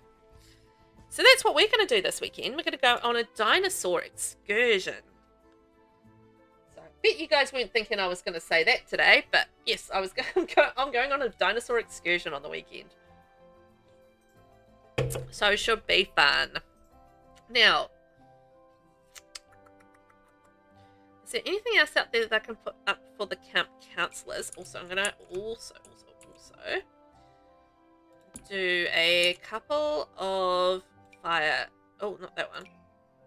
fires, and we'll remember to do like a little fire thing, because we're going to roast our weenies, guys. We're going to roast our weenies. Oh, we can have a telescope for a little bit of spying on our view, because we've got this amazing view. We may as well have a telescope to look at it. And anything else? I mean, the hot pool would have been great, but I don't think it's going to work. Ben, obviously smart kids, dinosaurs are cool. Yeah, right? Exactly. Dinosaurs are cool. They're pretty awesome. Pretty awesome. I know a lot about dinosaurs because my eldest kid, let's just say he had a lot of enthusiasm for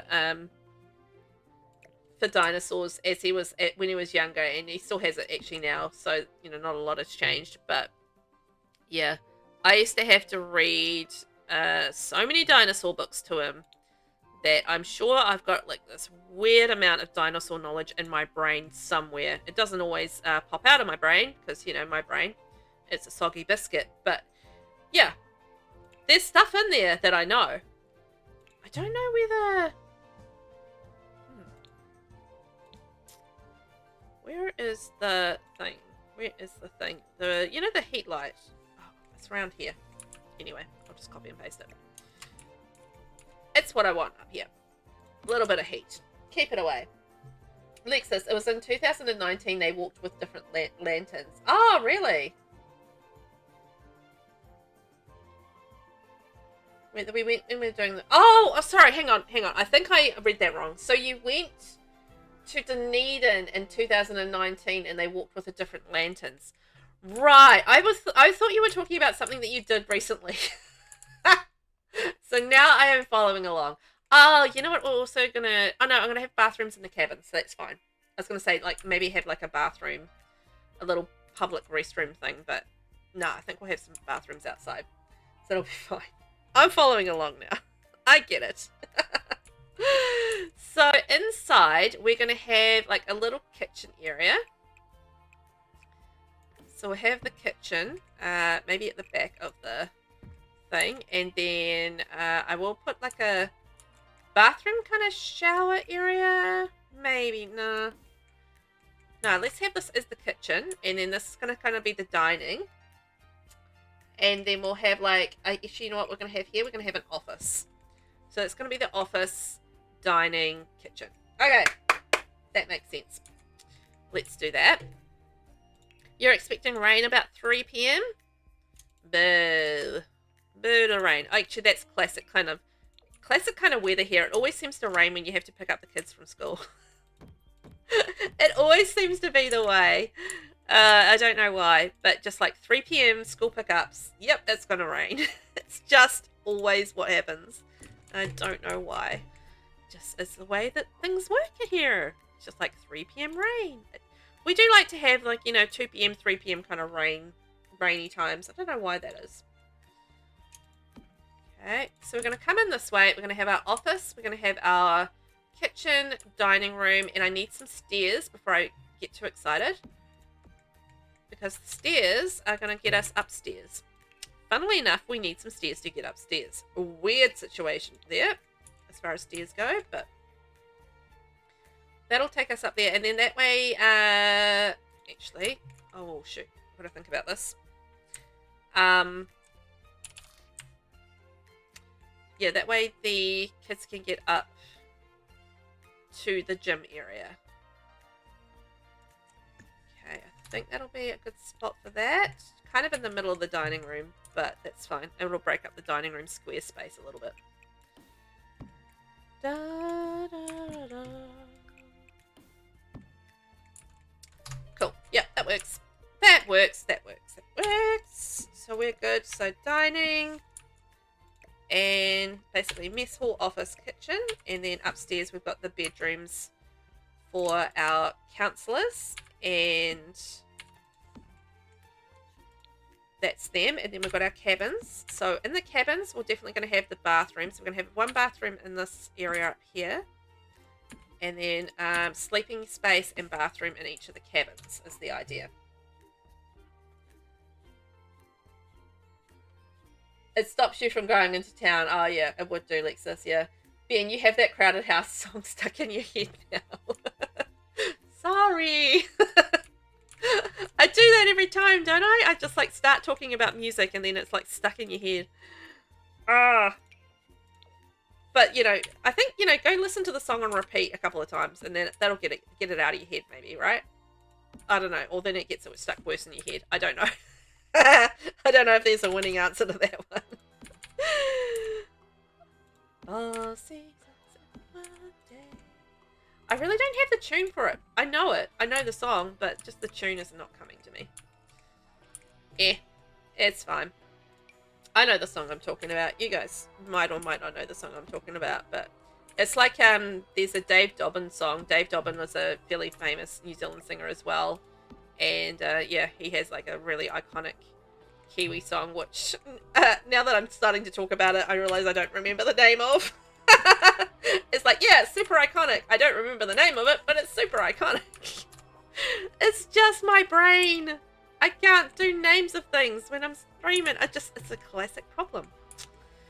Right, so in each of the cabins, what we're going to have is, where's the door? So in behind the door, then we'll have like a little bathroom.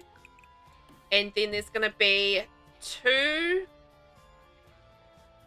4, 6, 8. So 4 beds in each, no, 2 beds in each cabin. So we'll have like a bathroom, and then there's going to be like bunk beds, and then they're going to have like some play stuff there, activity stuff. 1, 2, 3, 1, 2. Okay, that's what we want. So that's going to be our cabin setup. 2, 3, boom and boom. So bunk beds and some cool stuff. There we go. So that's kind of, you know, I think logical.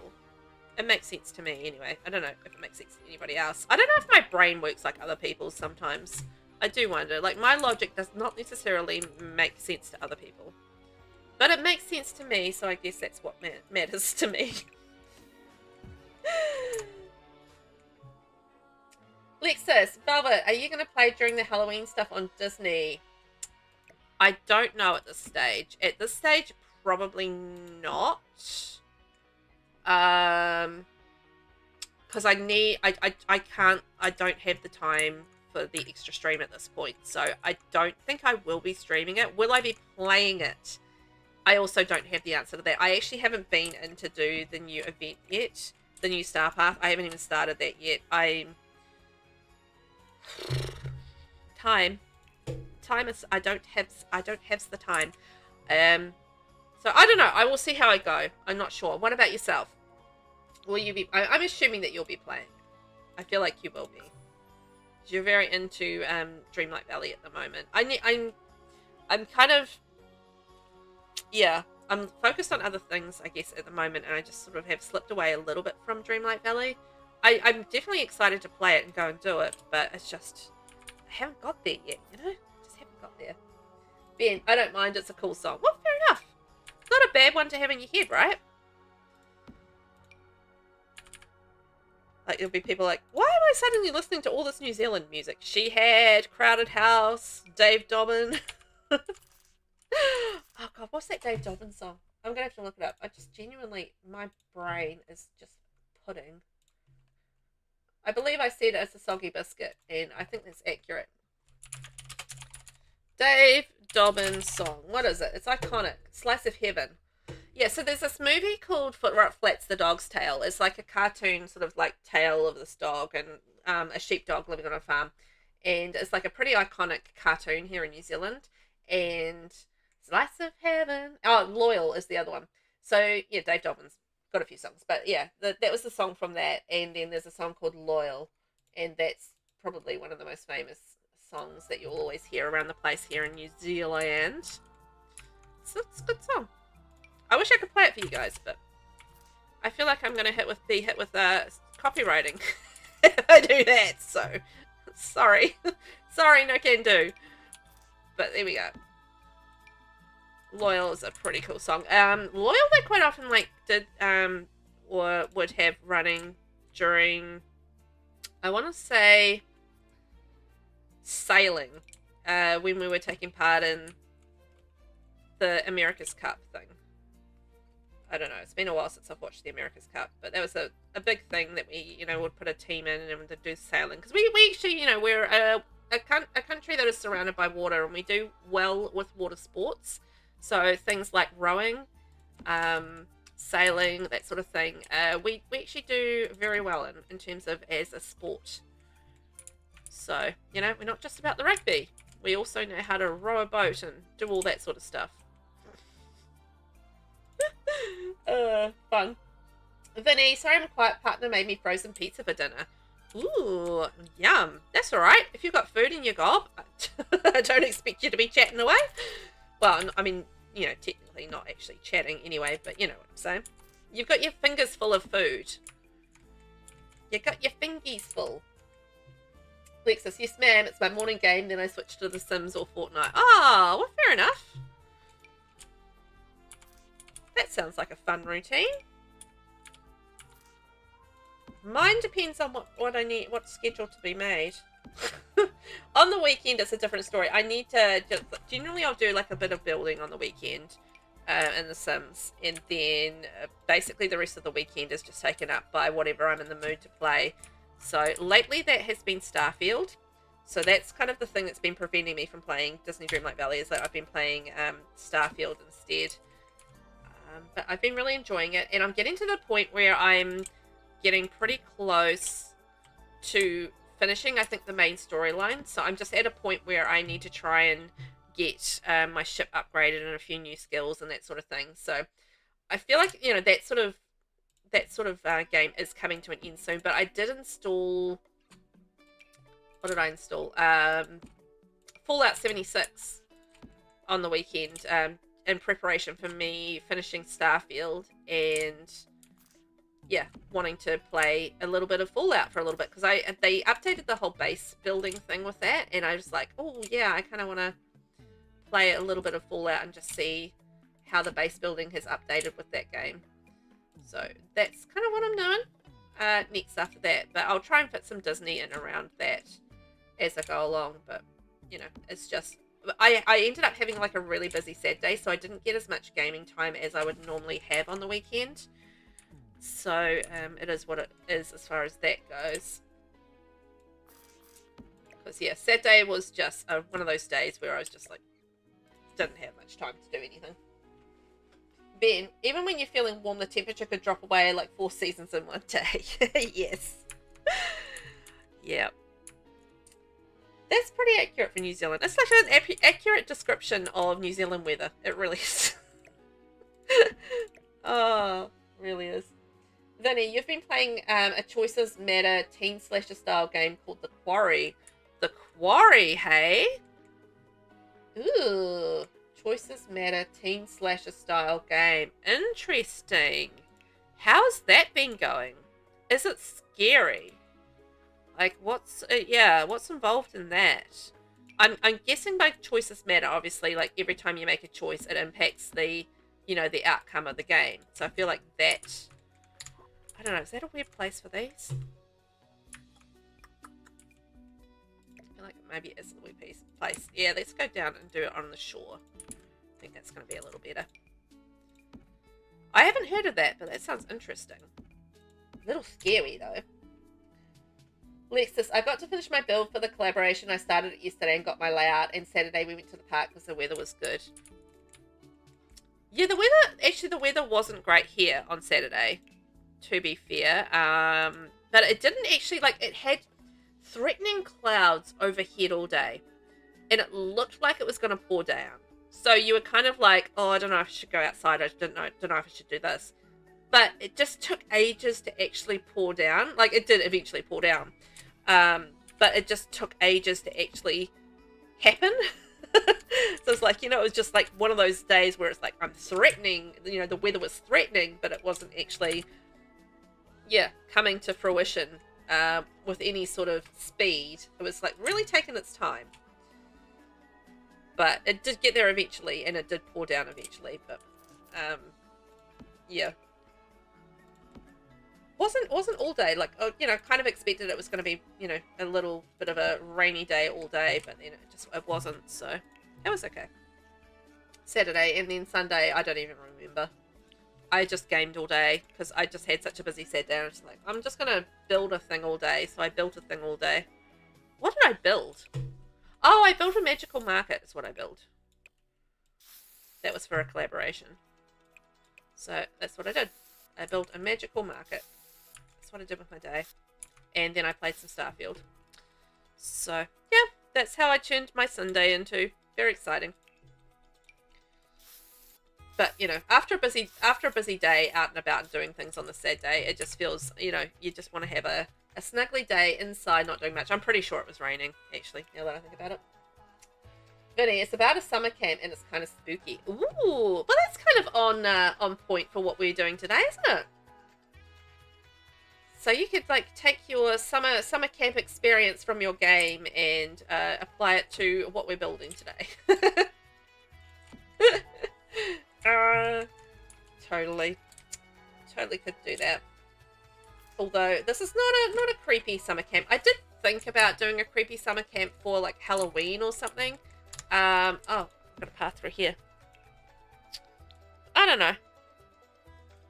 I've got another Halloween build and I'm just like, do people use Halloween builds in their games? Like, do people do like a Halloween kind of thing in their games where they have like, you know, creepy kind of, you know, houses and that sort of thing everywhere? Or is it just something that builders like to do at Halloween and then nobody does anything with them? I don't know the answer to that. But I am curious. What do you guys think? Would people actually use a creepy kind of Halloween build? I built like an abandoned sort of style house recently. And that was for another sort of collaboration as well. Because, you know, normally I just build my pretty houses that I like in like summer camps, obviously. Because today we're building a summer camp. But yeah, normally I just build a lot of, you know, my pretty sort of style houses. If I'm ever building like abandoned houses or like haunted houses or all that sort of thing, 99% of the time that'll likely be for some sort of collaboration or challenge. It won't be because I've chosen to. And it's not because I don't like building them. It's just like it's not my first go-to. You know, that's simply what it is. It's not my go-to kind of style of building, so it's not normally something I would just pick to build of my own behest. It's normally just related to, yeah, some sort of challenge or collaboration or something like that, which is fine. I mean, it means that I still get to build them. It's just, it's not something I actively think of doing on my own most of the time, because it's just not. What can I say? It's just not my thing. Not that I don't mind doing them. It's not that I can't do them. It's just that I don't think about doing them. As you do. Lexus, it felt so good Saturday. Hubby said it was hot. I felt like it was fine. Aw. It's nice to get like finally some nice weather after you've been going through like, you know, a bit of a wet patch. Is that probably the best way to put that? We've had a wet patch. So getting outside and enjoying like some nice weather is quite a pleasant experience when you've been going through and dealing with all the wet weather all the time. Vinny, I also tried out Life is Strange and finished it. It was a great game. I've heard of that. I've heard of that one. I can't really remember what it's about, but I have heard of it. Life is Strange.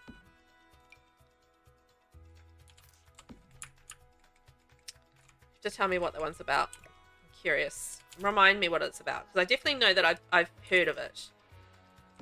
But yeah, as I said, I don't really remember exactly what it was about. So I need some help remembering. Vinny, if you don't mind, very, very mild horror and some potential character deaths, it's an easy game. Don't gotta run or fight, just a choices game with some exploration. Okay. Alright, well that's not too bad. I don't mind like survival games. I love survival games. So, you know, I don't mind like, you know, sometimes those can get a little scary, you know? So I don't mind that so much, but I don't actively go out of my way for, you know, for the likes of horror movies and, you know, stuff like that. It's just, horror movies, horror things. I'm not into horror these days, so it's just not something I actively seek out, but I don't, yeah, I'm not a total scaredy cat. But it's just one of those things where I just don't actively seek it out is the thing. Da, da, da, da, da, da. Lexus, you're from Texas, so your hot is different from his. Oh, Yeah. Yeah, it would be very different, I would say. Particularly if he's also from Invercargill, because Invercargill hot is different from everybody else's hot. Oh, Invercargill hot. But, you know, it's just like, you know, the climate that you're kind of used to is always going to be different for different people from different areas and, you know, that sort of thing.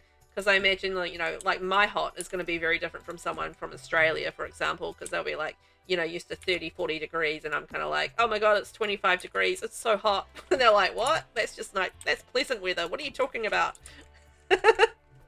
You know?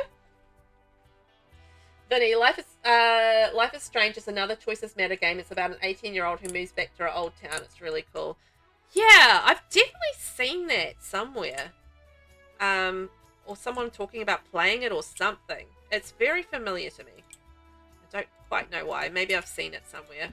It was maybe on my wish list choices. I don't know. Interesting.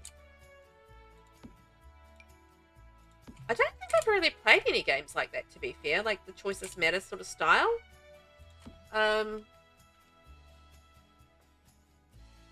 I mean, I guess like some games have that element to it, but yeah, I'm just trying to think. I don't think so. Like not a specific game like that. I have played like, you know, a lot of dungeon crawlers. So have you guys played like a dungeon crawler? And there's like this dungeon crawler called something, and oh God, I'd have to look it up. Invader T! Hello! How are ya? Ben, Life is Strange is also a very truthful statement. Oh yeah, absolutely, it is. Invader T. I mean, if you're looking for other cozy games, I'd suggest Infinity Nikki. Not quite like The Sims, but yeah, Life is Strange came out when Telltale games were big. Ah! You know what? I have Infinity Nikki. Infinity Nikki came out and it was free on Epic Games. And I quite often just pick up free games on Epic Games and pop them in my library. And just have them sitting there for when, you know, I might want to play them or whatever. And yeah, I actually have never played it. It's just sitting there in my library to be one day played. But yeah, I have not played it. But I know that people went through like a bit of a phase where they were playing a lot of Infinity Nikki. And I know it was kind of popular there for a while. So I am familiar with it, but have actually not played it as such. But I have heard of it, because I do own it. Weird, but true story. Invader, you're doing good, but a bit of a rough spot. Lost your job on Thursday. Oh, no. Well, I'm very sorry to hear that. That's really sucky. Life has been interesting lately for a lot of people. Yeah, so I'm really sorry to hear that. That's really rough. I hope that you're able to find something pretty quickly to replace that. Because, yeah, that's really hard. Boo. I'm sorry, my friend. Not happy for you. But I hope you kind of like got a, you know, got a bit of a, you know, a bit of a, maybe a bit of savings or something and just help you out for a little while you do look for something that will be suitable for you in the long run. It's always hard though, because it's, you know, particularly if it's not an expected thing, it's just like, oh my God, what do we do with our life now? How can I handle this? And that sort of thing. You know, it throws you for a loop for a bit, hey? It's pretty rough. I've been in that situation, and, you know, it's not fun. Yeah, not so good, hey? Have I ever played Tibia? No, I haven't played Tibia. I've never heard of Tibia, in fact. What's Tibia? I mean, I know what a tibia bone is. I feel like maybe if they're extracting tibias from bodies, that might not be such a good thing. If that's the nature of the game. Oh boy, Invader. My bro is going to help with bills and such, but yeah, still trying to get a new job quickly. I wish you all the best with finding that job quickly, because yeah. You wanna get on and make sure that you have that income coming in, hey. It's a scary thing. Oh yeah, I forgot I can't do that. So I wish you all the very best with finding a new job. Fingers crossed, eyes crossed, all the best of luck. I want to wish you all the good things for that.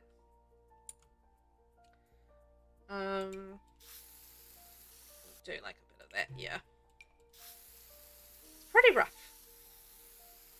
I haven't heard of Tibia. Let me just look up quickly. I'll just bring up my screen. What's it called? So the dungeon crawler game that I'm talking about. Please excuse the ridiculous amount of games that I own. Oh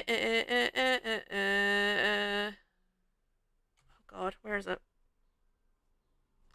Oh, we'll take that off there. Let me scroll through. It was called, it was Legends of Grimrock. Yeah, Legend of Grimrock. So this is the game here. If you've never tried like a dungeon crawler game, this one is really cool. And there's like Legends of Grimrock 2, and it can get like really quite scary. Like you'll have things, and you'll go around a corner in a dungeon, and then something will jump out and scare you, and you get quite tense when you're walking around the dungeons and stuff, because you know something's going to happen. And you know when you're playing like the jump scare kind of games and that sort of thing, and you know something's going to happen, so you get tenser and tenser and tenser as you go in, and then like you'll hear a noise, right? And you'll hear that noise, and you'll be like, and then you're like getting paranoid. You're tense and you're paranoid, and yeah, it gets a little bit like that with those dungeon crawler games. I really love them. They're a lot of fun. I don't want to say I'm very good at them, but I'm often not very good at games. So that probably doesn't come as a surprise to anyone. I'm not often good at things like that.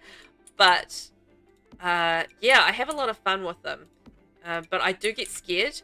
And I'm one of those people that will absolutely shriek when I get scared. So like, I'll be all of a sudden, just be walking along doing my thing. And then all of a sudden, I'll just like be like, ah! And like my family are just like, pause whatever they're doing. They're like, what? And I'm like, I'm scared. I'm like, because yeah. And then the kids will obviously mock me because, that's their opportunity to mock me. And yeah, it can be quite tense and scary. Thank you for the follow. Vinny, you really think you'd enjoy the quarry then? Okay. Interesting. I will have a look for that later and just see what I think. I'll add it to my wish list. I'm not buying games at the moment, just because I've got so many that I haven't played that I'm trying to be better at actually playing the games that I have. I don't want to do too much landscaping around here, but I'm finding that I am doing a little bit of landscaping. And I didn't mean to. But I'll put it on my wish list and check it out because, also we're coming up to the time of year with Christmas and that sort of thing. And, I guess Thanksgiving. I mean, we don't celebrate Thanksgiving here, but, there's the sales that come with that, like on Steam and bits and pieces. So, you never know. Sometimes I'll pick stuff up from those sales and just like save them for when I'm in the in the mood for them or whatever, because I'm very much in the mood kind of person when it comes to gaming. Yeah, I'm very much mood driven. Are you guys mood driven when it comes to gaming? Like you want to be like in a particular mood for a particular game? Is that what you guys are like as well? It's not just about having the game, but it's being also in the mood for the game, and that's quite an important thing. And I'm very driven by that, particularly on the weekends when I'm sort of gaming a little bit more for myself. I am very driven by the fact that, whatever mood I'm in for the, to play a game in that moment. Sims is probably one of the exceptions where more often than not, I will just do that anyway, regardless of mood. But, sometimes it is a little bit driven by mood as well.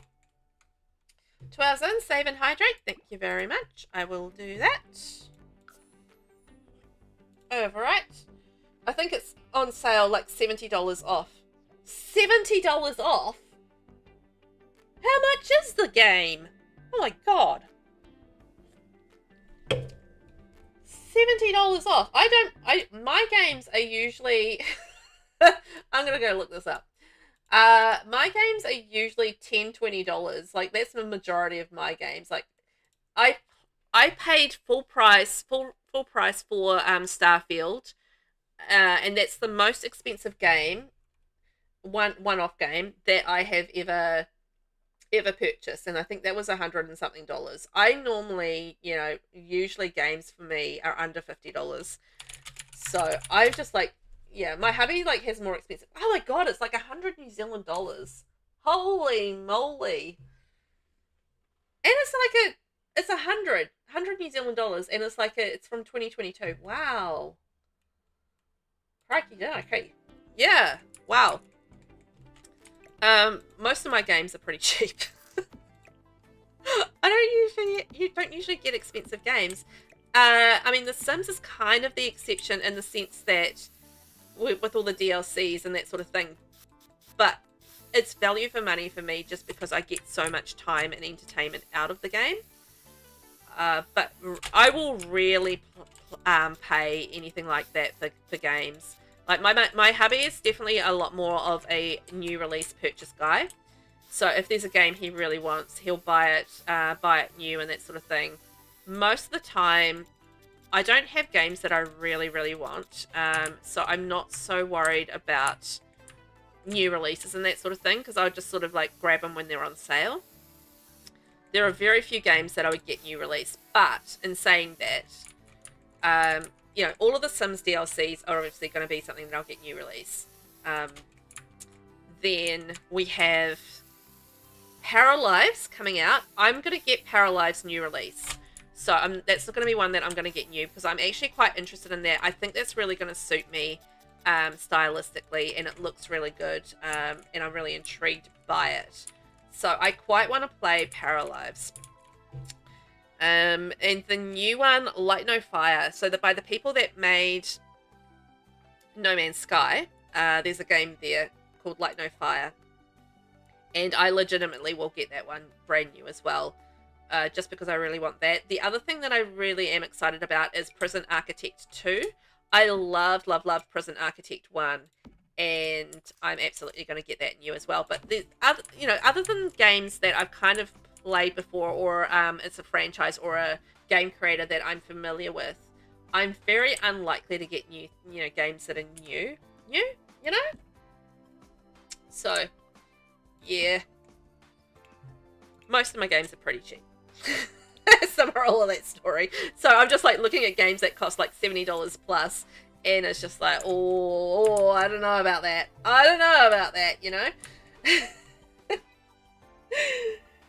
Ben, does your husband play the WWE games or any other wrestling games? Yes, he does. He absolutely does.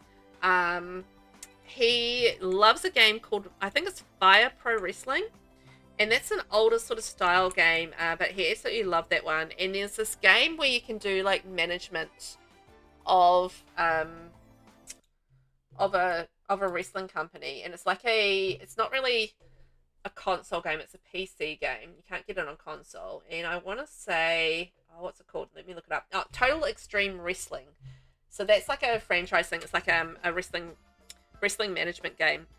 Absolutely loves that. And he also plays the WWE ones as well. And my kids play it too, the WWE ones. So yeah, very familiar with them. It's not my kind of thing. I don't really like sports games or anything like that. I just don't get them. I don't get them at all.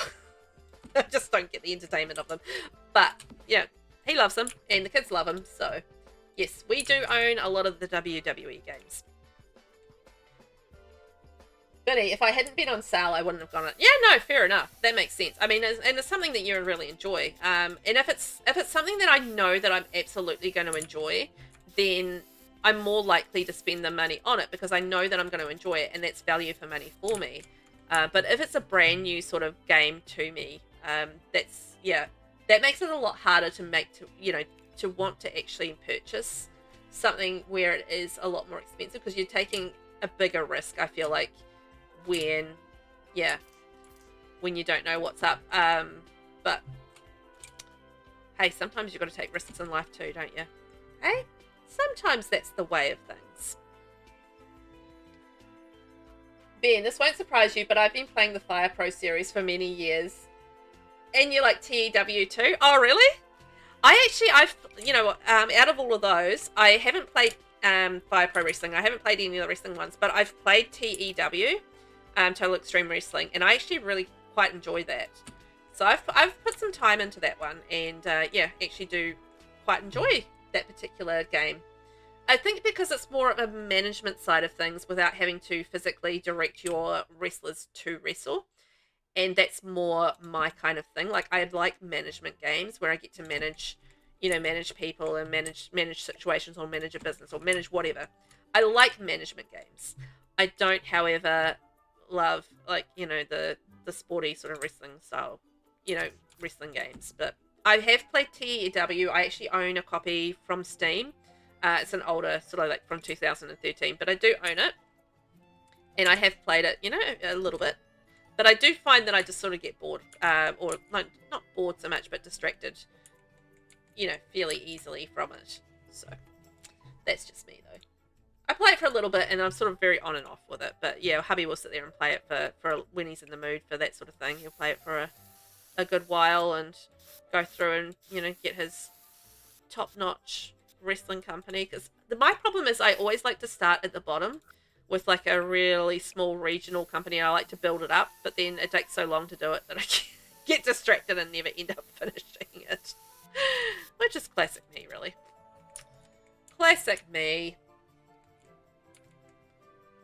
Ben, honestly, I never expected you to have played TEW. That's amazing. Oh, there you go.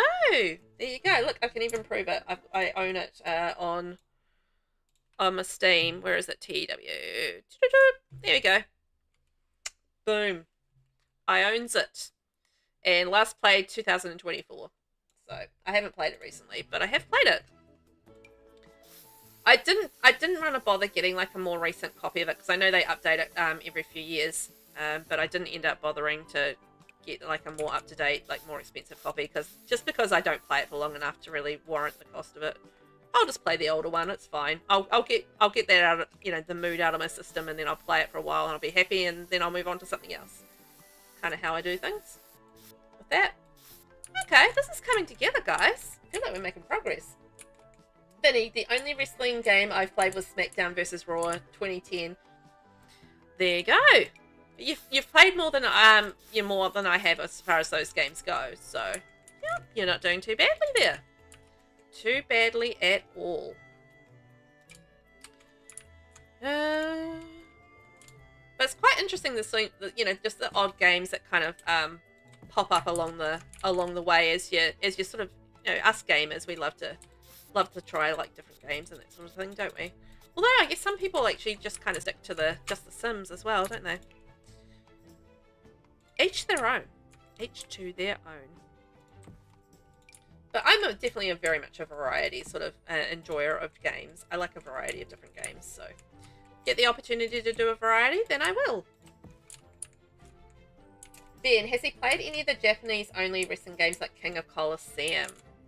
Oh, I'm not familiar with the name, so I don't know that he has.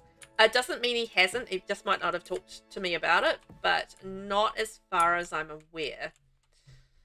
Are they good? Because I know, like, your Fire Pro Wrestling is like a Japanese-style game, right? Which is a little bit different from, your sort of more Western, sort of American sort of style and that sort of thing game. But I'm not familiar with the name, so not that I'm aware of. Let's just put it that way. Okay, and we'll do a decoration. Yeah, we're almost done with the exterior. How are we going on time? 11:16. Okay, we'll see how we go. See how we go with this. We may or may not finish. But we've done quite a lot, haven't we? I feel pretty proud of the fact that we've tackling a 50 by 50 lot and making some decent progress. So happy days. So it's not going to sit well. Okay, there we go. Are you being weird, little dormer? Being a weird little dormer, aren't you? Kind of sitting weirdly, but that's fine. I think that's right. Vinny, woohoo! A friend just brought you Adventure Awaits. Oh, awesome! That's exciting. Yay! Congratulations! You can play a little bit of Adventure Awaits now. Yes! I think you're gonna have fun with it. I'm really enjoying the build buy with this pack. It's really good. So I think you're gonna have fun with it. Brave! The build's looking great, Velvet. Oh, thank you very much, Brave Bushido66. Welcome in. Welcome in. How are you today? Thanks for popping in and saying hi, by the way. Much appreciated. I think it's coming together quite nicely. Our little summer camp here. I think it's cute. We're progressing quite well. We're just about done with most of the exterior. I've got to put some windows and stuff on the cabins. But we've got like our archery area. We've got kind of our beach area. We've got our kayak area. Yeah. So we're just basically just about to head on to the interior. We've got like a little playground area and that sort of thing. So I feel like there's, you know, some good activities for the kids here. I'm not using any other packs, so we're just using base game and Adventure Awaits today. So we're a little bit limited in some of the activities and stuff, but I did just want to stick with the new pack today, just so we can have, like, you know, a little bit of an exploration of the pack and see what's up on it. Oh, go down one, I think. No, hang on. Got one? Yep. There we are. So yeah, thanks for popping in and saying hi. Always appreciated. Ben, KOC is the same company. It's like Fire Pro with modern graphics. Well, modern at the time it came out on PS2. Yeah, modern. Modern with bunny ears around it. Okay, I'll ask him, because I don't know. I don't know the answer to that. Was it King of the Colosseum, right? I have a strong suspicion he probably has played it or is familiar with it. But sometimes it's what's accessible at whatever time, you know? Are you going to be difficult? Are you? Okay. I'm going to be difficult on that side. Fine. Hey, Sims, Brave Bushido. Good, just settling down for the night. It's 11 p.m. in London. Oh, hello to London. It's 11:19 a.m. here in New Zealand at the moment. So yeah, we're at that stage with the time zones because of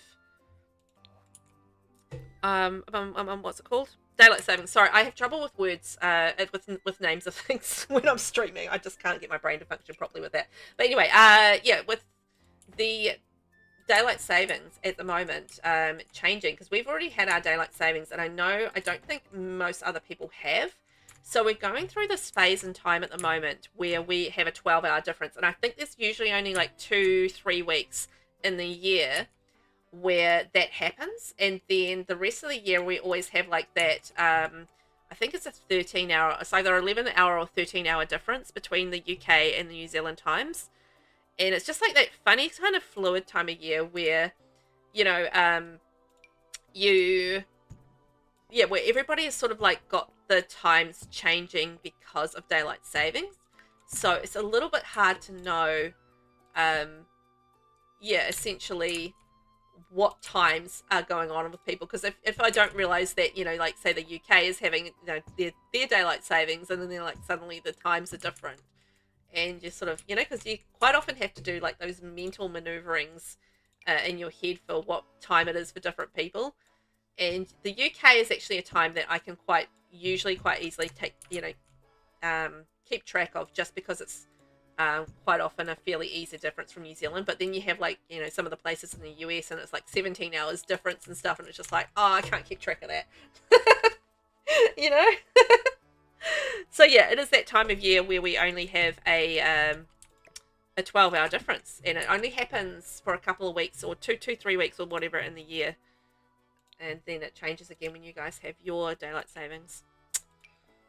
So I always like it because it's nice and easy for me to work out what time it is in the UK. So I always appreciate it. Ben, he seems like the kind of wrestling maniac that would know, just like I am. Yes, Ben, you are absolutely right. He is 100% that kind of wrestling maniac. He has a terrible memory, but you can ask him anything about wrestling and he'll be able to spout off a ridiculous amount of facts and know all about it. But yeah, he won't remember this and he won't remember that, but he'll certainly remember facts about wrestling. Bless him. But hey, you know, when you've got that passion and that interest, it makes sense, right? passion and the interest. Okay, so we're going to have like a little balcony that goes in there. And honestly, your husband sounds like a super cool guy who I could be friends with. Aw, he is a super cool guy. He's my best friend. I think we get along quite well. We've been married for a while, so you'd hope so. Oh boy. You'd hope so at this point. By this point in the proceedings, you would hope we would get along. Oh, hang on. What am I doing here? So we've got the bathroom coming in there, so that means that needs to be a door. Right. Aw. Was I being sweet? Ugh, gross. Kidding. Kidding. Well, you know, your husband should be your, or your partner should be your best friend, really, too. If you can be your best friend with your partner, I think that's a really nice thing. I feel like our summer camp is coming along nicely. We've got our archery zone, kayak zone, we've got our paper making zone, we've got a couple of fire pits, we've got a big flag in the middle of the place. We've got a fitness area. We haven't done our entrance area. Okay, so I'm just recapping because I'm just trying to work out where we need to add some stuff for the outside, and then we're going to start on the interiors. The interiors are probably going to be pretty basic because, you know, they are what they are. I mean, they're just the little cabins for the kids, and then this is our main sort of area where we're going to have, you know, the dining hall and that sort of thing. So yeah, it's going to be pretty straightforward, but we'll have some cool stuff in there. So Brave, have you had a chance to play with the Adventure Awaits pack? Out of curiosity, have you had that opportunity to have a play with it, or else you've just been keeping an eye on it as you've been watching streams or videos? What are your thoughts so far, if you have any? Curious Velvet would like to know. I'm really enjoying it so far. I don't like the job with the career with this at this stage. I'm doing a stream playthrough of all of the aspirations, the job, and the skills that came out with Adventure Awaits. So I am kind of doing like a little series on that, and I've started exploring the job, and it's a non-active career, and you go away for 3 days at a time, and I can just say I'm not fond of that. It's very, very boring as far as you know, not having much to do for 3 days if you've got a single sim household. So yeah, it's a bit of an interesting career. Other than that, I have been really enjoying the gameplay. The formative moments that we have with this pack are incredible. Like, I think they're probably my favorite thing from this pack. Like, you know, we've got some really cool stuff. I love the playgrounds, the diving boards, the sunken hot tub. Yes, please. I love all those things. But for gameplay-wise, having the formative moments as part of the game is absolutely sensational, just because it really does add so much depth to what you can do with kids in the game, and you can actually, you know, make of it what you will in terms of, you know, how much time you want to spend on those. You know, you can either do formative moments or you don't, but I love the option of it and the fact that we can do so much more with children now from that addition, and I feel like it's got so much depth to it, and it really adds to your gameplay as far as you know, growing your child, you know, growing your sim from from when they're an infant right up through you know, into an adult, and you actually get to formulate them and what their skills are, and you know, that sort of thing, from, you know, from the basics up all the way, you know, to their adult life. And I really love the idea of that, you know, I can start to work on, you know, what their skills or their career, you know, extras might be because of that. Sorry, that was a lot of words, wasn't it? Caffeine's kicking in. Lots of words. But the formative moments thing from the Adventure Awaits pack is incredible. I'm very much into it, and I think it's such a fantastic addition. It really, truly, truly is.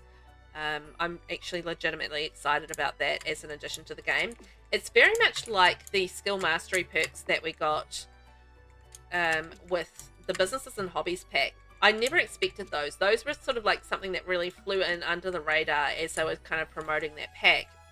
And I tell you what, I love those. Those are my favorite gameplay thing, probably, I think, from that pack.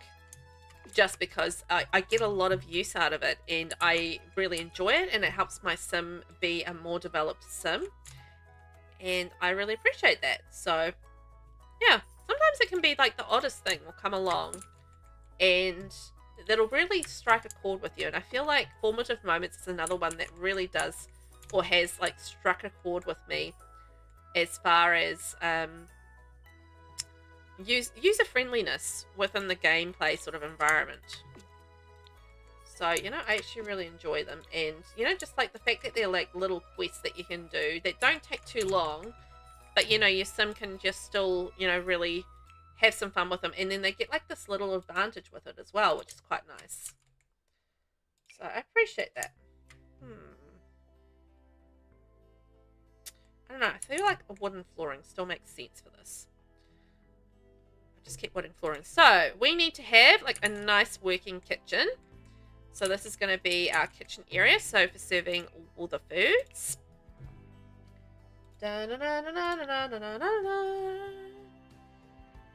Ice spots of steel by Cramped Industries.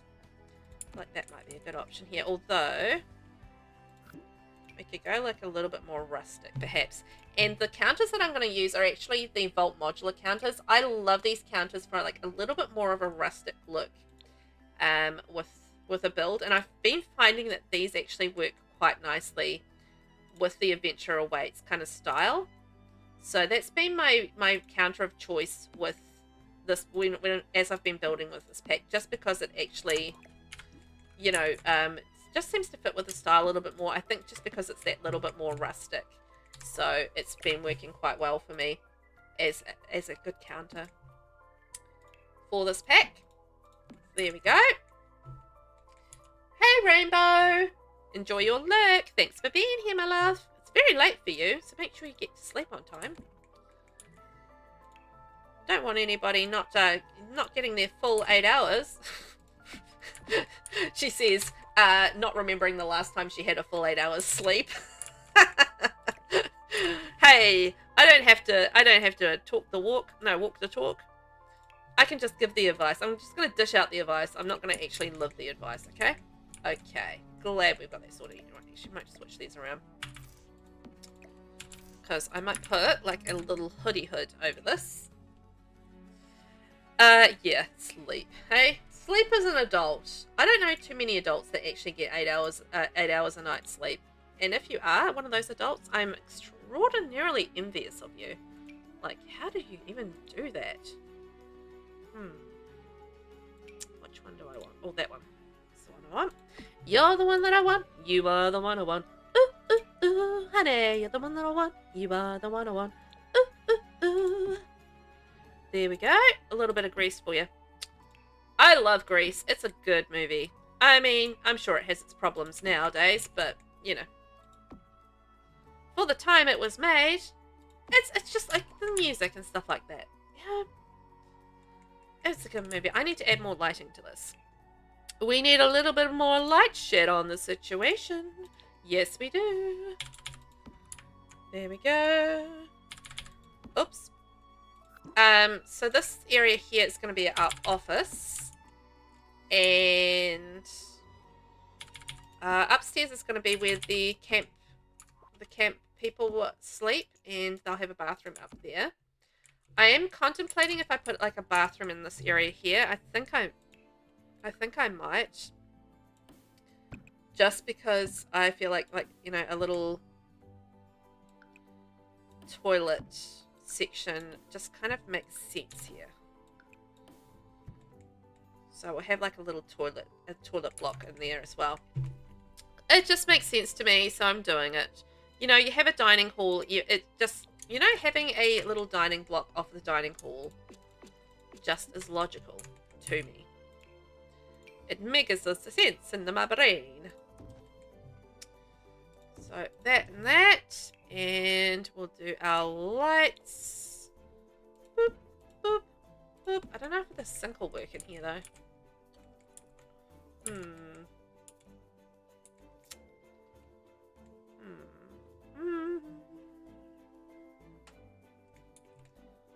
I don't know. I'll have to play test that. I can do like a little sink like this and shrink it down by 1, which will make it a little bit smaller. It'll still be usable. And it might make that door still accessible. I don't know. I'll play test it and see. Might have to rejig that. Might have to rejig that one. But that's fine. Nothing wrong with that. There we go. And we can put like a little type of space. Maybe I'll not put anything in there. Hand towel. Hand towel. We'll see how we go with that. Because I know you definitely need, or as far as I'm aware, that you need like a couple of grid space for the toilet to be able to access that toilet, because otherwise they get fussy about the doors, which is what has led me to be a little bit concerned about that. The other option is we can just have... No, that makes no sense. That makes no sense whatsoever. No, we're not doing that. Makes no sense. We won't do it. Okay, so I'll get back to what I was doing, which is the lighting, and we'll figure out the rest of the bathroom when we need to. The lighting, and sometimes I wish that they would actually be a little bit more considerate with actually having the lighting be bright enough. You know, a lot of the lighting a lot of the time is really dull, and it's just like you have to enhance the lighting to have any sort of sense of being able to see in the building, because otherwise it's quite dull and dark. And I know people have the argument that it's like more natural and that sort of thing, but I don't know, is it? I guess everybody has their different likes and dislikes when it comes to lighting. I prefer a brighter light, and that's just my preference. Not only for building, but for gameplay as well. So, I don't know. I don't know. It is what it is. I just likes what I likes. I likes what I likes, okay? Save and hydrate. Thank you, Vinny. I will.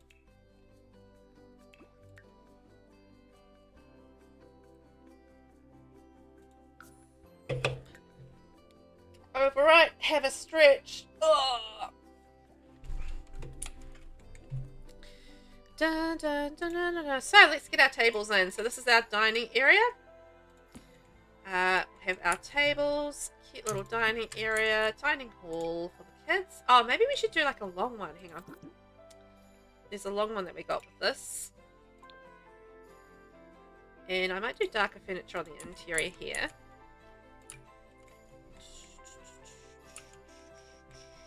And we'll do like another long one here. Probably do the office door there like that.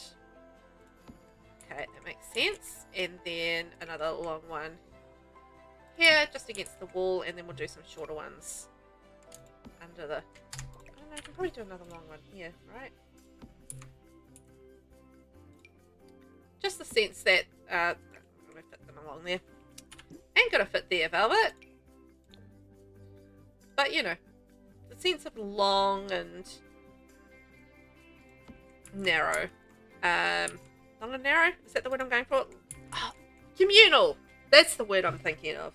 Communal kind of vibe as far as, you know, the dining and that sort of thing goes. Okay, that's the colour we're going for. So, you know, a little bit more communal dining kind of vibe. That's what we want. I don't know if I want this pattern, actually. I don't. So that means I will change this to this. Just a plain brown. But I don't think it needs to be particularly decorative, to be honest, for a camp dining experience.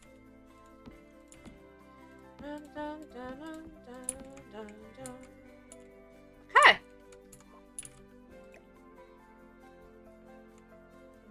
Like that, and put that across there. I think they should be able to walk through there. I think that's doable. And then that takes us through the kitchen, and then they serve through that. So that's plenty of dining space. I'll readjust that as I need to when I play test, I think. So, but for now, plenty of dining space, which is great. I didn't finish the kitchen. I got distracted. But yes, I will finish the kitchen. Jeez Louise. Yeah.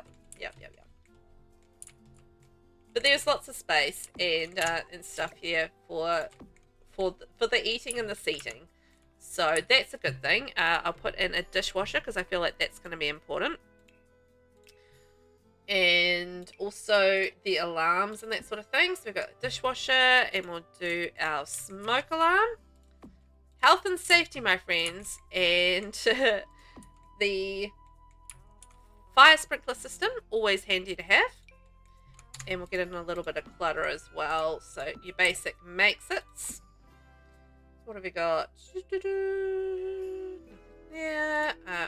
The Adventure Awaits one. It's kind of cute. I like this one. With the utensil kind of holder. It's got some cute patterns on it. I like it. And some bread. Love that bread. I use that all the time for decorating. Condiments. Go over here. Milk. Have you guys done the Forever Friends event? Just by the way, I finished the Forever events this morning, so just actually got that out and up on my tube channel. So actually, that's not a corner one, is it? So yeah, I finished that today. I've really liked the pajamas that we got today for kids. I thought they were really cute, and the little onesie kind of onesie short set. No, it's not a short set. Like, it's a little, I don't know, it's like a combined top and shorts. And yeah, they're really cute for the adult Sims. I actually didn't check if that was for kids Sims, but yes, they're really cute, and I love them to pieces. So yeah, really nice rewards this week, gotta say. Enjoyed them very much. But it's been a really great event. Overall, I've actually really enjoyed the items that we've gotten, and I think they're really nice. So thumbs up from me for this event. Enjoyed it a lot. Happy days. We'll just do the kettle, I think. Actually, switch this around. Put the kettle with the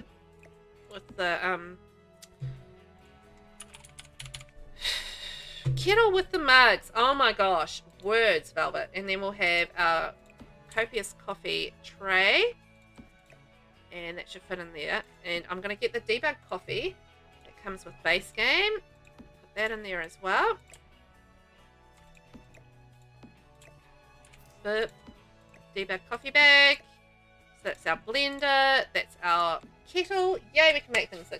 When does the event end? You forgot about it. Well, fair enough. I mean, you've had a lot going on. I think it should be good for another month or so. I mean, they usually give us a lot of time to get it done. So it's just come out today. A couple of hours or a few hours ago, it just got released. So yeah, you've got a good couple of months, I'd say.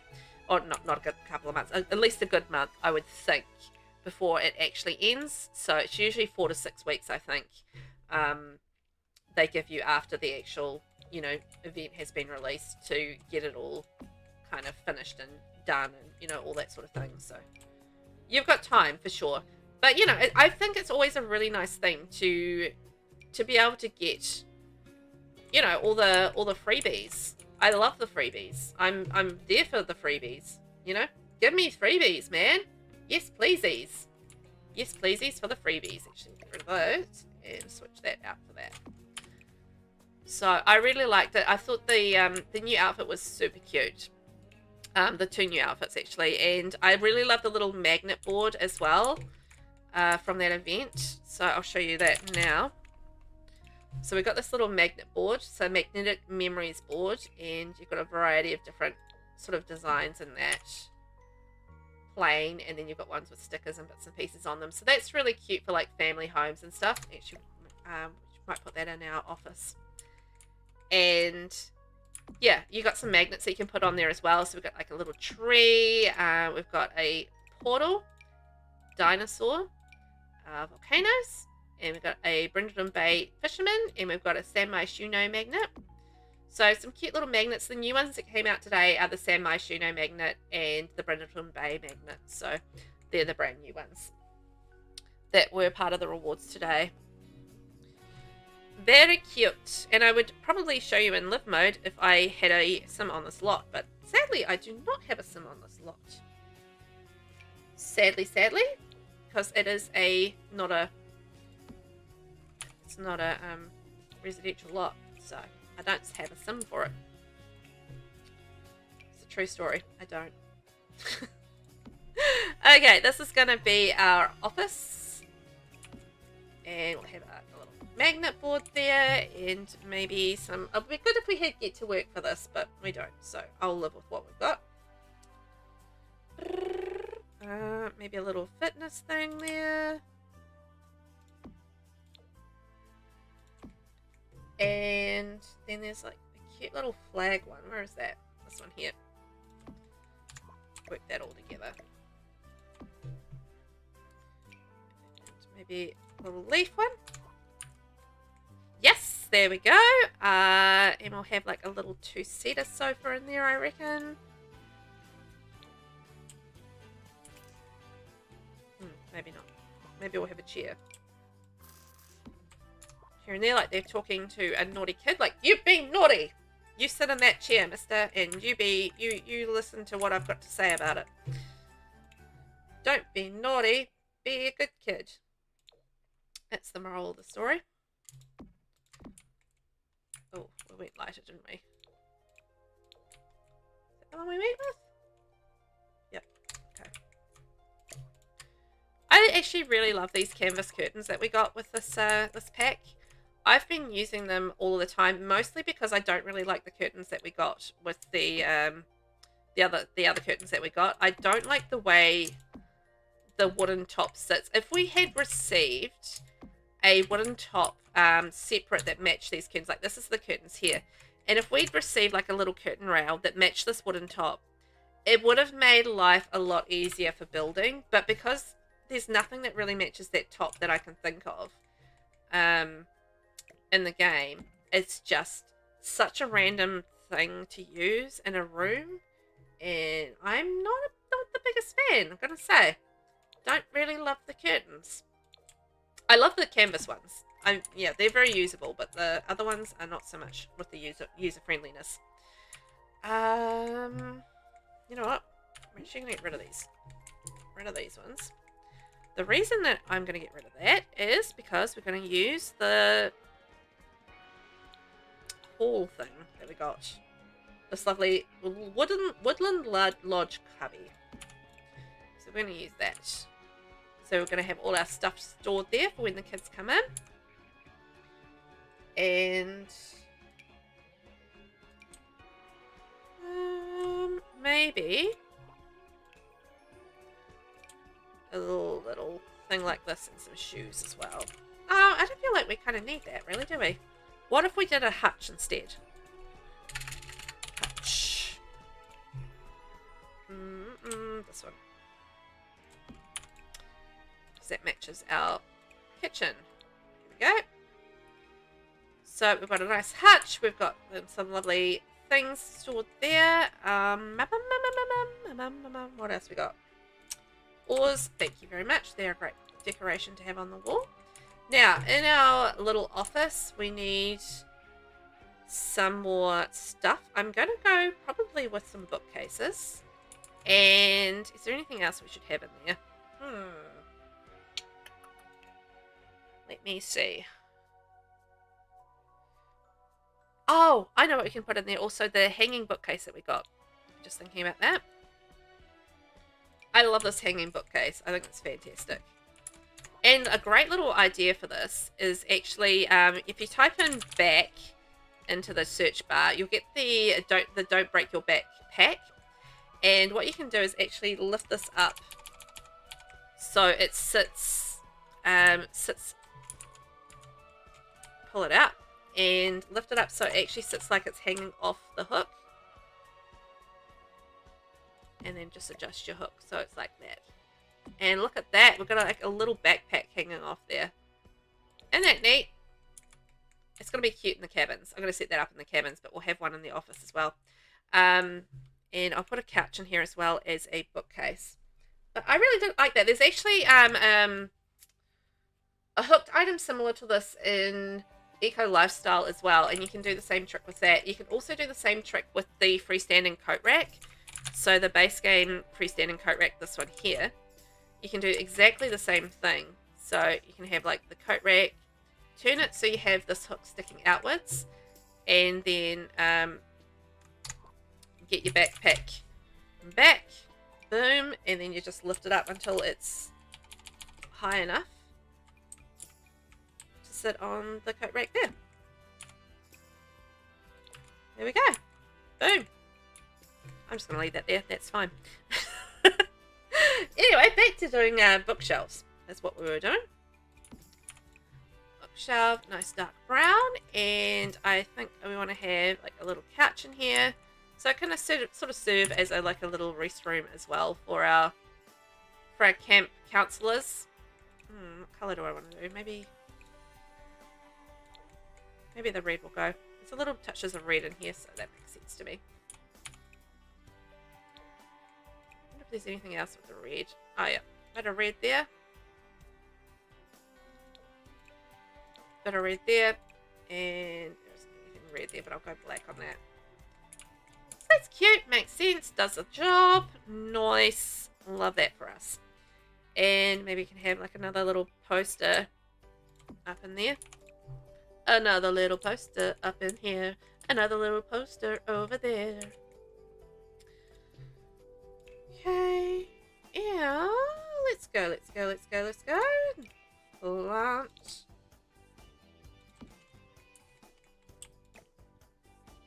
And maybe like a nice big picture of butterflies and stuff. Like, you know, very outdoorsy. And a rug, of course. Make it cozy. Let's add a rug. I do like the new rug as well that we got. Well, one of the rugs. I haven't really been using this one so much, but we'll probably use these in the cabins as the, you know, it's more of a kid's rug. So I haven't used it as much, but it's quite cool. Some of it's quite cool. Like there's one that I don't really like so much. Oh no. No, I like it. It's cool. Change my mind. I don't dislike any of them. It's all good. So let's add in the kayaking one. There's one with the kayaking on it. Where is it? This one. Kayaking and fish. That's very on brand. We've got like sheep and the geyser, which is nearby. Some sort of picture. Oops. There we go. Some sort of picture over there, and yeah. Just gonna keep it simple. I don't think we need to be anything complicated in there. And then how are we getting on? Oh, have a stretch. So this is our camp counselor area. So these are the guys that actually work in the counseling area. So this is where they're going to live, because you know they're not going to live with the kids. They're going to have their like their little separate space. So let's get our doors in here, and there and there. So this is going to be our bathroom. So it's the one that we're doing, and that'll just have our classic toilet, shower, etc. combo. To be expected.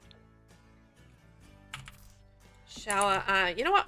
I think this is big enough that we can actually fit our tub in. I actually really like this tub. I think it's quite cool. But the problem with it is that it doesn't particularly go with anything. Like it, I don't know. It just feels a little bit too different from the other items. Like I think if it had been wooden, maybe it would have worked better.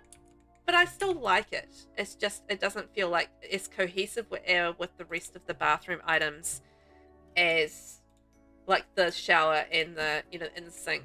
And I think even like the mirror going with it, you know, those feel a little bit more cohesive. But I don't know, the doesn't really work so much. Although when you put it with this base game toilet, I mean, it kind of makes sense, but I don't know. I like it, but I don't know that it's cohesive, if that makes sense. So there we go, and nice little bath area. There we go. Let's go with, maybe we'll go with this one. So we've got some lovely towels. Beautiful. What if we had another little picture up here? And hand towel and soaps. And maybe a robe or two would be quite good. Toothbrushes. It's another little staple for the bathrooms. I mean, this is, as I said, base game and adventure awaits only. So we're limited in what sort of accessories we have available to us to add to the bathroom. It's not like I have the sleek bathroom kit available. So it is what it is. And another neat little trick that you can do with robes is you can type Mega into your search bar, and in base game there is a thing called the Mega wall hunk, and what you can do is just shrink that down using your left bracket key, and you can actually create like a little hanging knobby thing for your robes, which looks quite cute. Just adjust as you need to. There we go. But anyway, yeah, looks like you've got some proper knobs to hang your... It's a proper knob. Proper knob to hang your stuff off. Oh, boy. I've been watching too much Scrap Heap Challenge. It's a proper knob. Boy. Where's the... What colour am I... That one. That's the colour I'm using. So anyway, that's a nice simple bathroom. I'll put a nice robe... not a robe. Rug underneath that. And that'll be good. So I'll use the green one just because we've used the green towels. And that'll kind of look that together. So each of the bathroom, and bedrooms, I might actually do the wallpaper. I love this wallpaper. I've been using this wallpaper left, right, and center for all of my Adventure Awaits builds. It's fantastic. It's a lovely, flexible wallpaper that works color-wise with a whole lot of different colored bedrooms. So yeah, I mean, you get sort of like different colors and stuff with this. I don't know if I want to do this as an open fireplace or not.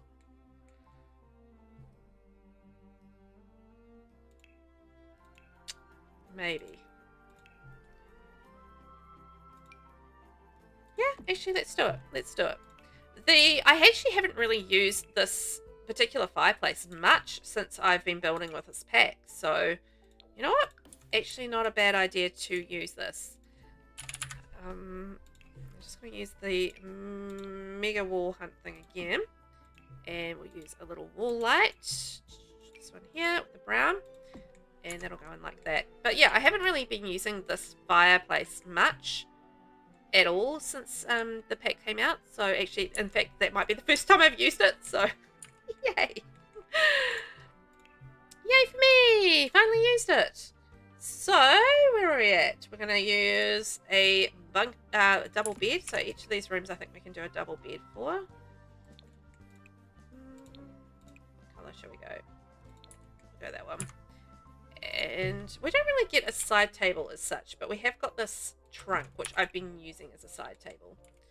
It does the job, right? It's storage as well as, you know, being a receptacle for a light to be put on. That's essentially what it is. A light receptacle. I won't leave anything on there, but what I might use is the standing lamp here. This is the one that came with a pack, which has the paddles on it. So it's kind of cool. And these aren't going to be complicated rooms. I mean, they're just for summer, aren't they? So we might just use a little bit of tool and scale that up. I like to do 1.5 as the scale for my rug sizes for under beds. So that's my sort of go-to rug size is 1.5 scale up using the tool. At the moment is kind of, yeah, that's too big for that room though. Okay, try that again. So we may not go quite so large. I might go 1.2 on this, just because 1.5 is a little too large for this room. It's been my regular size, but I think we'll go 1.2, and I think that will see us right. That's a little better. Better for that size room, for sure. If it had been a bigger room, it would have been perfect, but yeah. And I find like 1.75 is really good for underneath dining tables and stuff. The larger dining tables. Anyway, just doing a little bit of tool talk. Not my normal chat. Gotta say, I don't really talk about using tool very often because I don't use it that often. But I'm starting to be a little bit better about using it, and just for little things like resizes like that. Yeah, I am using a little bit more regularly than I used to. I've got it sitting there, so why not use it, right?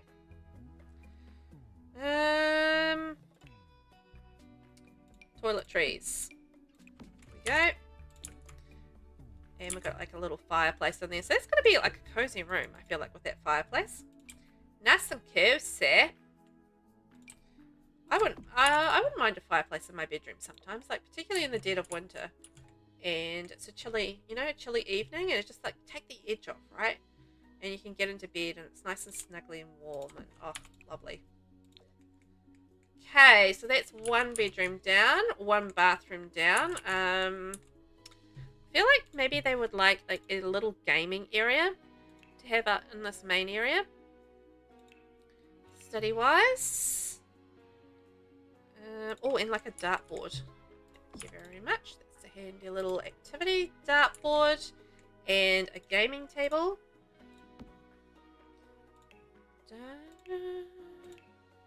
We're going to find all the activities that we need. Here we are. Maybe we can go like a slightly different color up here. Great. I need a picture on the wall.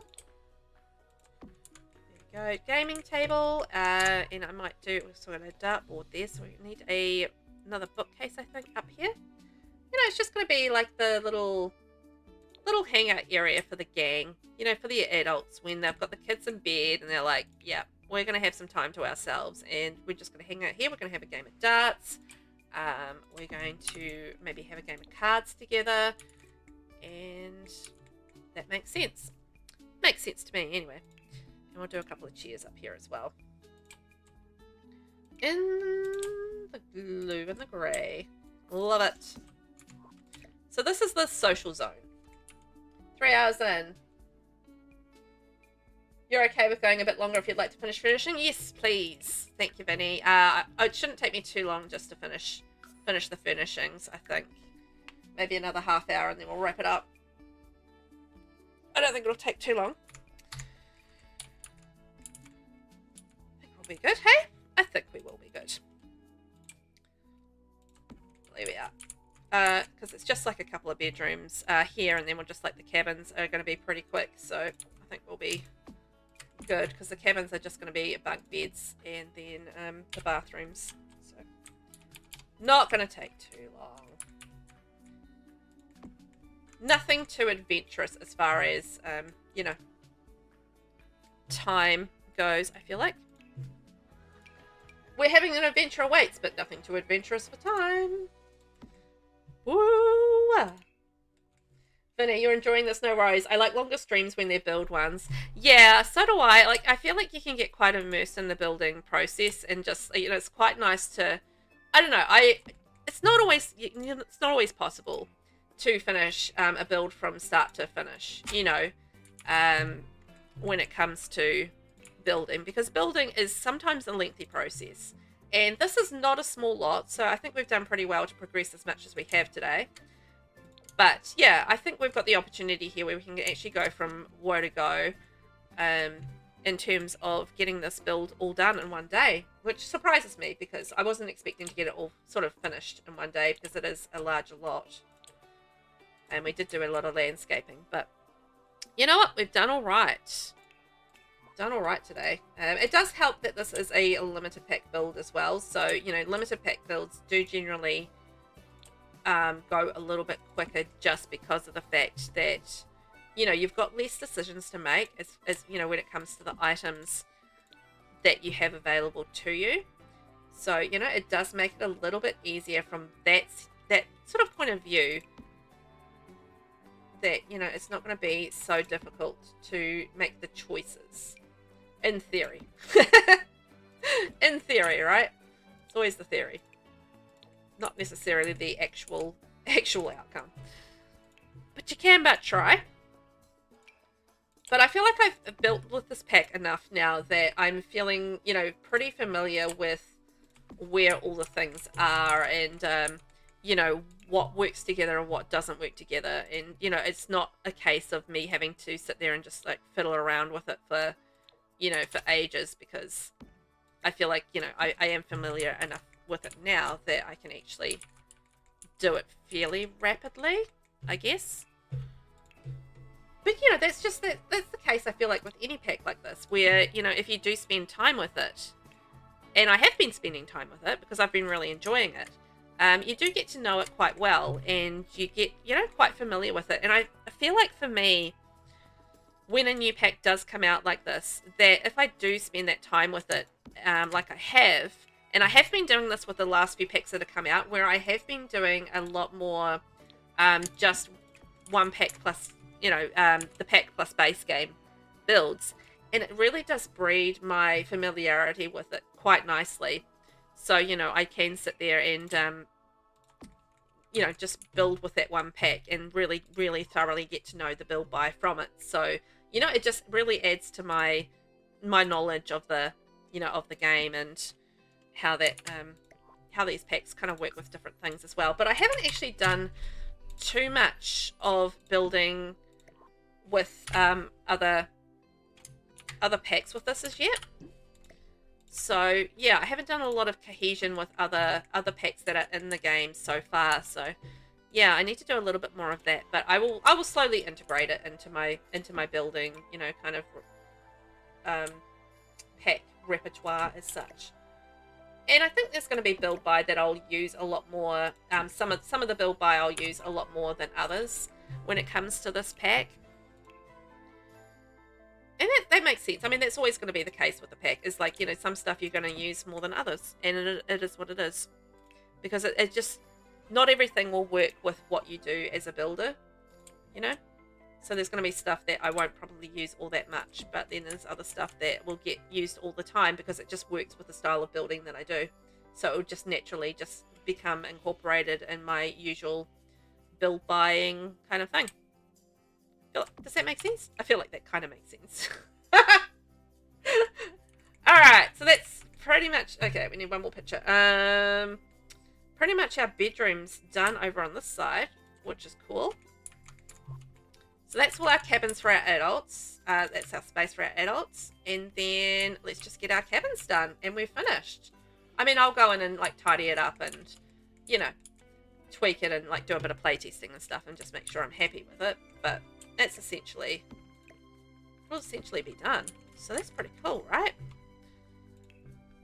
Pretty cool. Okay, we're going to do bunk beds. Because bunk beds are excellent for a cabin. Bunk beds. Calling all the bunk beds. And what else? We'll have a desk in the cabin and a bookcase. And a dresser. So the dresser can go here, I think. Here. Where should the dresser go? Doesn't quite sit under the window. Okay, that should fit there.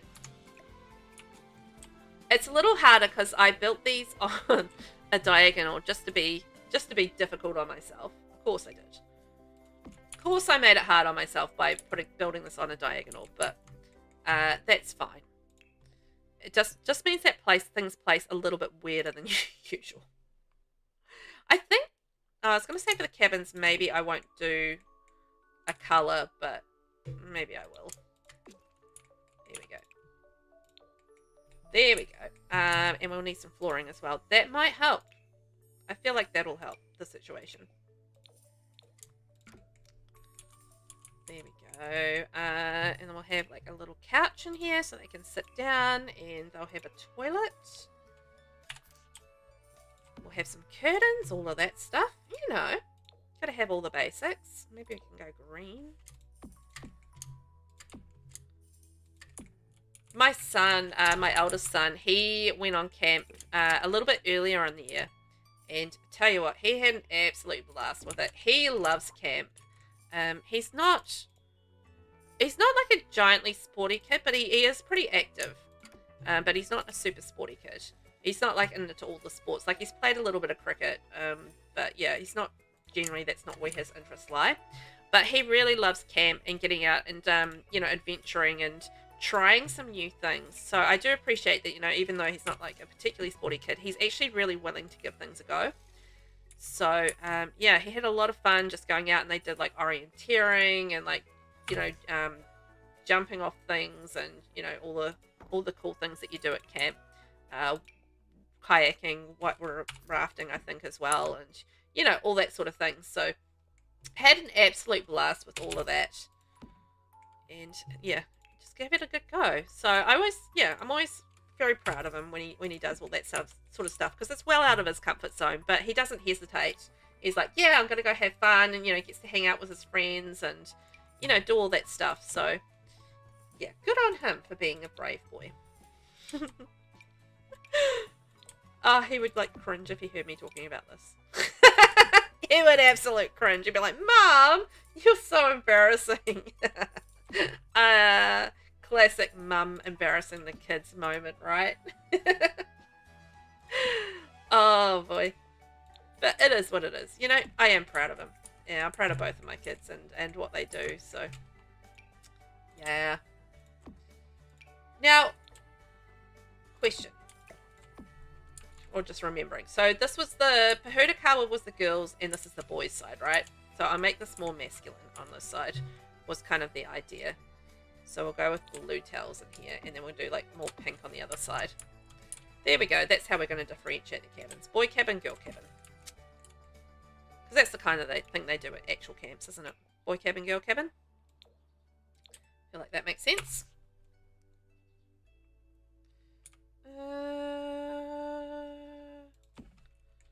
There we go. And maybe another towel over here. Boy cabin, girl cabin? I don't know. Okay, we've got bathroom and we've got this cabin. So in this cabin, I also need a desk.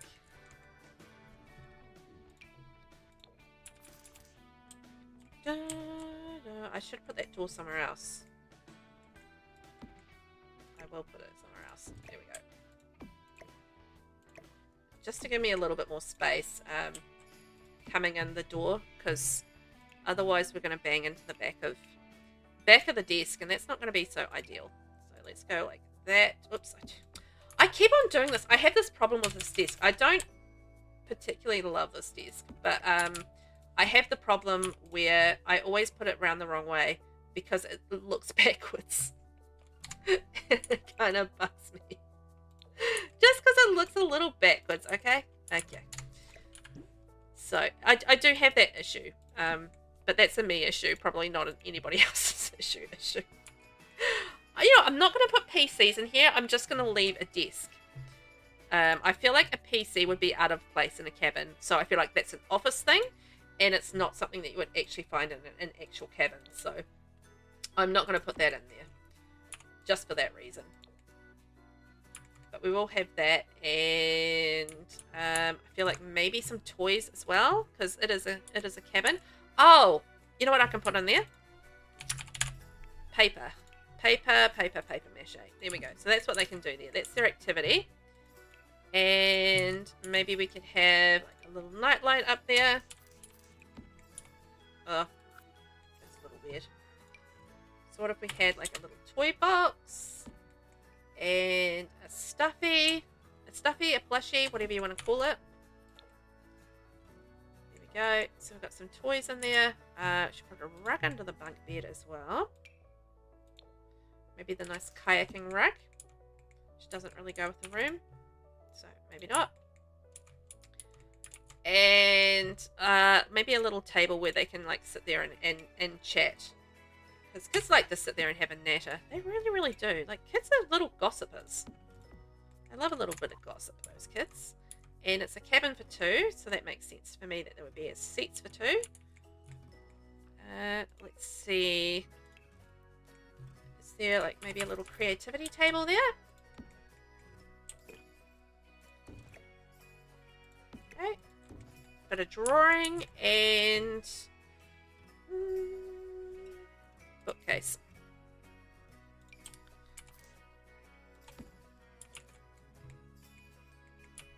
Okay, so that's kind of the format for our cabins.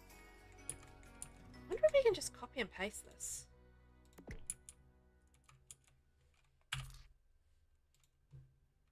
Oh my god, genius, Velvet.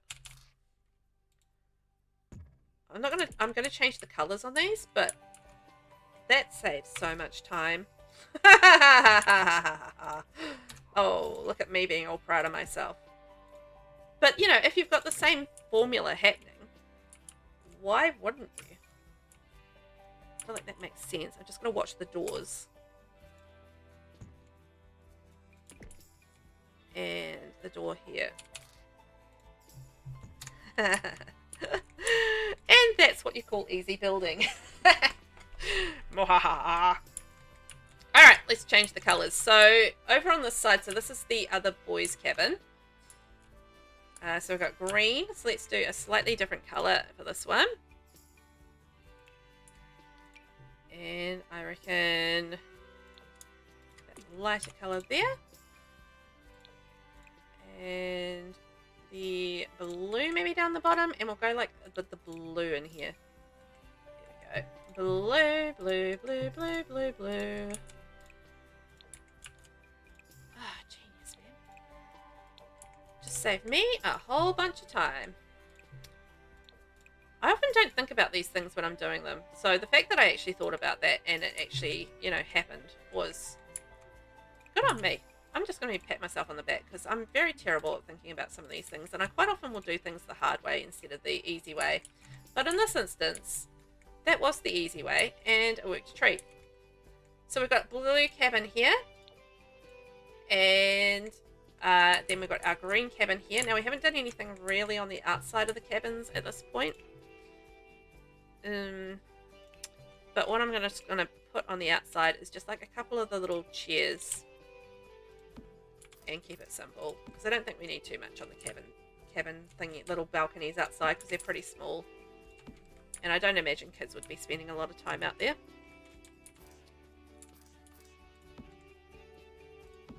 Okay, and I've already done seats on that one. Okay, so we then just need to change the colour of these two, the girl cabins as such.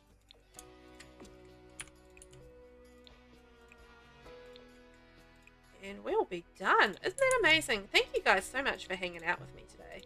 I've had such a blast putting this together. I always enjoy myself when it comes to building anyway.